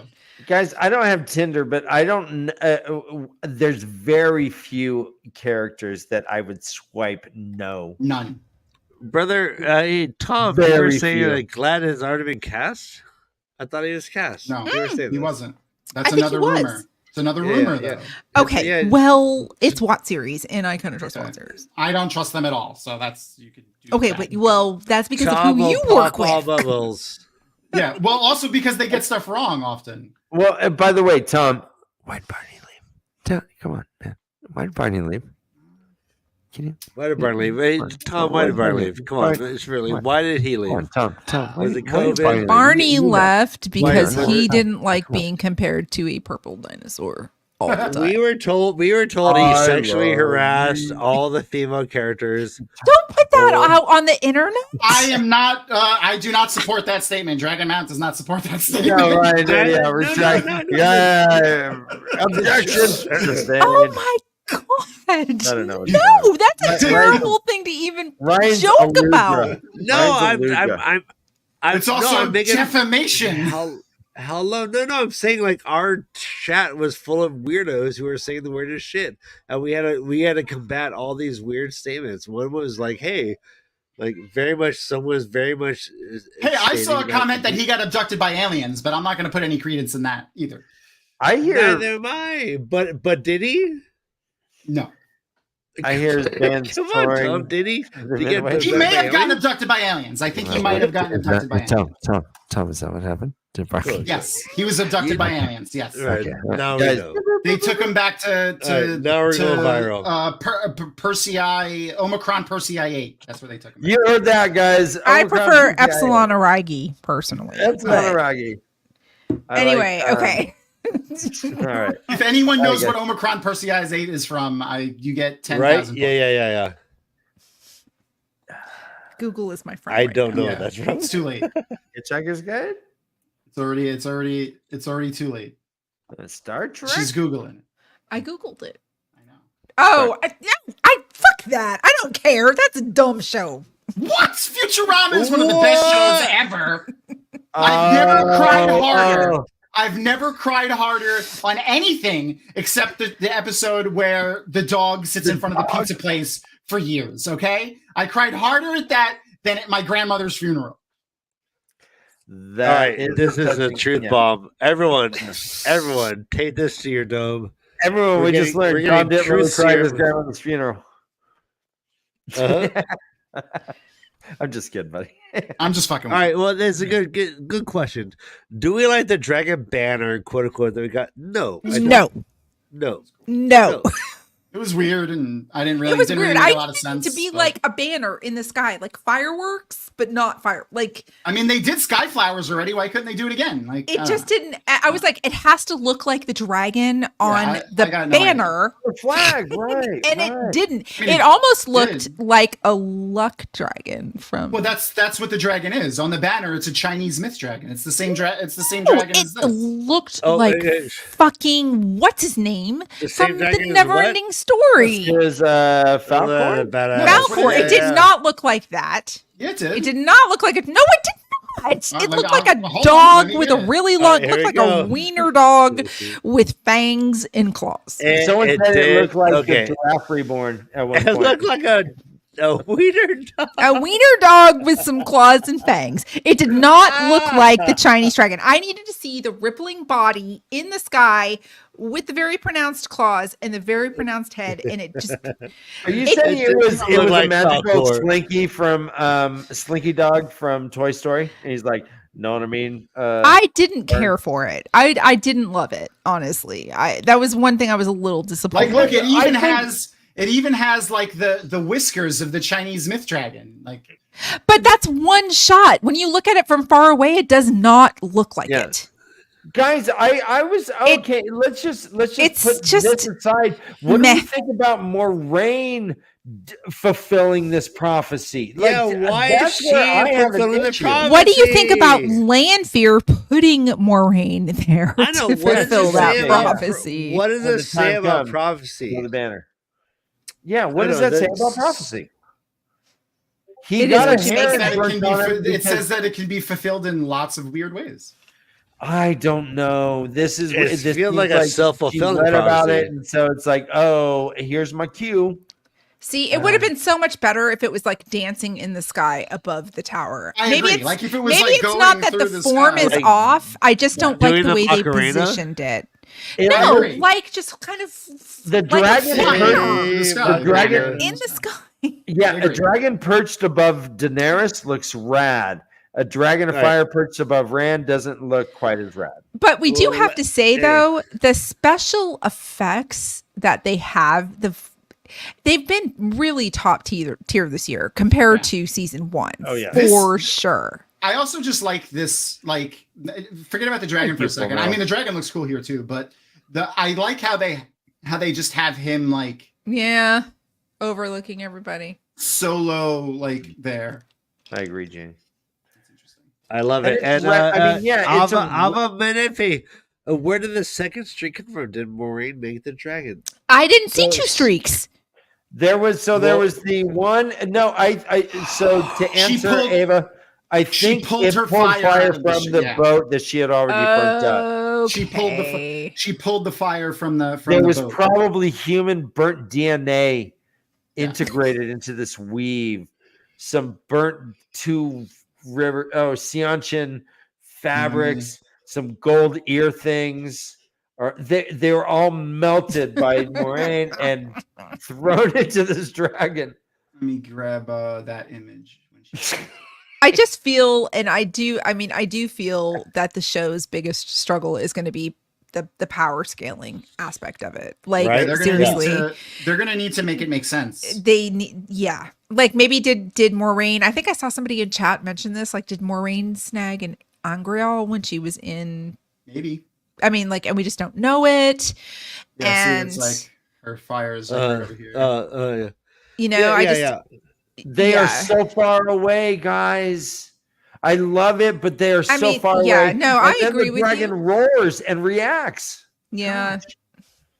I agree with you. I mean, it's good TV. It makes no sense. This is one of the times where you have to my book brain's got to be like, okay, turn off book brain, just enjoy disbelief for the TV show. It's a fantasy show. Anything can happen in a fantasy show, and really enjoy it. And honestly, I mean, I gave this episode, I would rate it a 9 to a 9.5. I loved it. Too. It was so well done for me, and it hit me on so many levels. I mean, overall, the criticisms that I have. Hey, what? Wait. DK Moon. Hey, wait. Puppetry? You're using puppets as a. Take your slurs out to the alley where your mom lives, okay? No, I'm just kidding. I'm just kidding. Oh, DK, we've suspended all book belief. Yeah, like there's no rails here. We're off the rails. Yeah. We're like in a new everything. Yeah. But we're just So if Moiraine can blow up ships miles away, we have Egwene who's blocking a lot of Forsaken attacks. Ishamael, right. And we have Nynaeve, who is the strongest that we've seen in 1,000 years. Whoa, everyone is pretty leveled up compared to the books. I mean, to your point, sure, but everyone is pretty leveled up. But hold on. All Moiraine really did was shape fire into a thing. That's Like, true. We have not seen Yes, distance. but- We've not seen but- distance. But channels when like you this. look at And then how easy it 200 was people for as well. Lanfear to Yes. do her things and Yeah. how like even the Difficult it was Waygate, for- right? Like yeah. in episode 6, was it episode She goes like 7 this, with the and it's Waygate? open. Like, yeah, and Moiraine had done this whole thing and you saw I that timed the it. sword I leaf timed it. It was behind like- her. It was like 27 seconds it took Moiraine to open it. It took Lanfear less than a second. Less than a second. Yeah. I Yeah, mean, I can yeah. I can get it that the way that they're doing it, it's much less ritualistic for Lanfear. It's just a matter of fact. But there are rails. Yeah, Well, that's a good point. April, the rails come when Ryan and Dan and I get together after the show. Oh god. Yeah, they're Rails are doing hella Rain rails. our dust that's on I our mean, hands. the rails come out when Felt Tom comes out. I mean, and you can see him in the background there. Yeah, Felt Tom's like, Oh, yeah. yes, okay. He's but, partying. But so what do you guys think about? I've seen a lot of commentary, people who loved the season overall, but are really disappointed on two things. Disappointed what's that? on that Rand didn't really have like a really huge hero moment, Uh-huh. and that Nynaeve was just literally a supporting character in the season finale. I was think it fine makes with that. sense because Nynaeve, her block is a legitimate thing, right? And she's more than just being this huge monumental ability to channel, right? She's much Also- more than that. She's part of the glue that holds the EF5 together. Yeah. And her presence there was needed. And Yeah. then Rand not having his hero moment, he's a had his hero reluctant hero at best right now, right? Did I not just show you that he's literally solo standing on the roof of a building after having just beat a Forsaken and everyone hailing him as God? Like, Right. But he Well, couldn't have beat Ishi by himself. that's And the that's point. and that's the thing, right? And I think that's what the showrunners are doing, and I think they did a really good job with showing that, because in the books, right, it's so Yeah. easy to get in the head of of whoever's POV you have. But it truly, Rand is not the star of the show. It's an ensemble cast, so to speak, in the show. And if one Yep. person doesn't do their part, everything else will fall apart. And I think that the show is doing a pretty good job setting that up to show that it's not just the Rand show and everybody else is along for the ride. Well, Beth and Tom, though, why was Nynaeve not able to access the power? I mean, we've seen It's her in blocked. stressful situations before, right? Once Well, in the ways, once in the cave when everyone was dying. We saw that Rand was dying. Egwene was getting attacked by a Forsaken, and she's She was like, te- "Oh, she I was just can't do it." terrified. She was No, more no, she- scared than she she was- was She was terrified. terrified. Like, did So you what- not like go back to the scene when she's standing over when she's kneeling over Elaine, and you get like the camera pans around at the chaos around her. She's terrified. That's why she's not angry. She's terrified. Mhm. Okay. And I guess this is what happens in the woods also when It's not, though. when the Galdon people were It's coming not. and she couldn't It's channel completely as well. different. Completely, but that Oh, was no, but even that- She wasn't She was scared scared then. then, I don't know. too. yeah, she was scared then, but it's different She's agreeing with because you. no, I know, but it was different though. Like, it's not the same because here it's dialed up to 10 here, because in the woods the good and bad people were clear. It was clear Dragonsworn bad, Aes Sedai Warders good, and there weren't dead women and children around her. It like Right. No, now- I'm just talking about the top of the tower. oh Like yeah, well. the top of the tower. Why didn't she access the? I'm just talking top of the tower. Then she's just but then it was just because she was terrified of Ishamael. I mean, Rand was dying. Matt's like, you gotta help him. wasn't- Then like do something. And She wasn't it just angry. seems like I was just a little. I mean, I'm fine with it. The way the show did it, she was helpless, and our non-book readers were frustrated. They're like, Nynaeve was horrible. Well, But that's the that's thing, though. She yeah. can't be the channeling star of the show all the time. So Exactly. She just can't be. This was Egwene's. Egwene's time to shine. And Elaine's time. I know, but what I think this shows though is that they're not really like Explaining Right. how I can a understand block that. works. Like what Not is yet. going on? Like They did earlier. They said she's blocked. She can only channel when she's angry. They Right, did it right. earlier. Well, they said that blatantly. As far as this I know, is no. going, so did Logain train Rand? Bro, we No. have non-readers taking He notes. of just each got episode super of these. freaking good by himself. Well, no, it goes back to the whole thing, and this is book canon, where he knows he weaves things without knowing what he did. Yeah. Like when he did the death gates, when they were fighting the yeah. Trollocs outside of the manor, he did like those little mini things that, you know, I mean, so he has the ability to, constantly casts weaves that he doesn't know how he did what he did. I mean, he didn't get any training up until book 4, and he did all of those crazy things up until then. Right. He literally, you're right, yeah. he made a weave in the Stone of Tyr that somehow only killed Shadow Spawn. Right. No, and I dig it, but he asked Logain for help. Suddenly, Yeah, but Rand Logain is can't show him because yoked. Logain can't channel anymore. Exactly. But So- I mean, I don't know. All right, I hear what you're saying. He just sat in his room and just good. He's Brother just playing. Dan, He's like, Brother oh, Dan, fire! put the- Shoot the fire! It's over there. reflex action for him. It's Yeah. literally reflex action. Yeah. It's, you know, and I mean, but that's canonical to the books. That's not something the show just threw Right, in. right. But that we feels did have right. him ask, so that's why I'm asking. Did he actually off screen? Did he? I get doubt some it. training? I doubt it. I think we No. saw all the information he gave him. Okay. Yep. Yeah. Yep. Okay. So Okay. anyway. All right, guys, I'm getting to a point where I need to head out as I well. want to just stop the stream right now because you're a devil's advocate, Dan. No, he's not that wasn't even devil's advocacy at that point. Come back. Come on. But- Come back. That I was want a him back. genuine here. question. I was I'm gonna- trying to ask. I was I'm sorry. asking. It's okay. Do you No, I think was- I wanted Logain to trained him caress off him. screen? He seems like he knows shit now. He came back like a Jedi. I don't know. I don't Fuck. think so. I think it's Yeah. all I don't it I was think all reflexive if he and- were to have to try to recreate what he did, he's not going to be able to do it.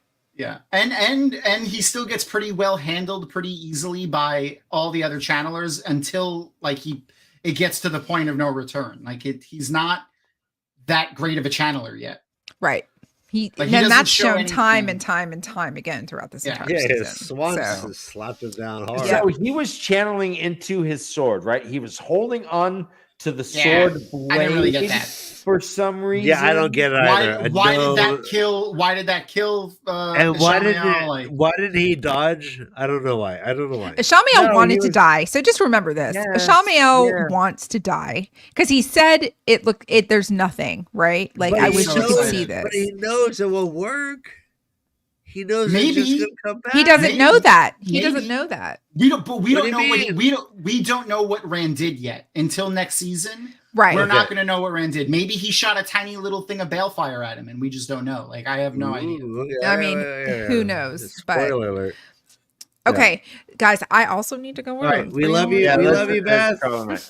I Hey, love it's you been an guys. amazing episode. Let's end this. It's 3 hours of 3 hours just of awesome about talk. One episode, but it's been amazing. And hey, everyone, thank you for joining us. We are the But- way to leave.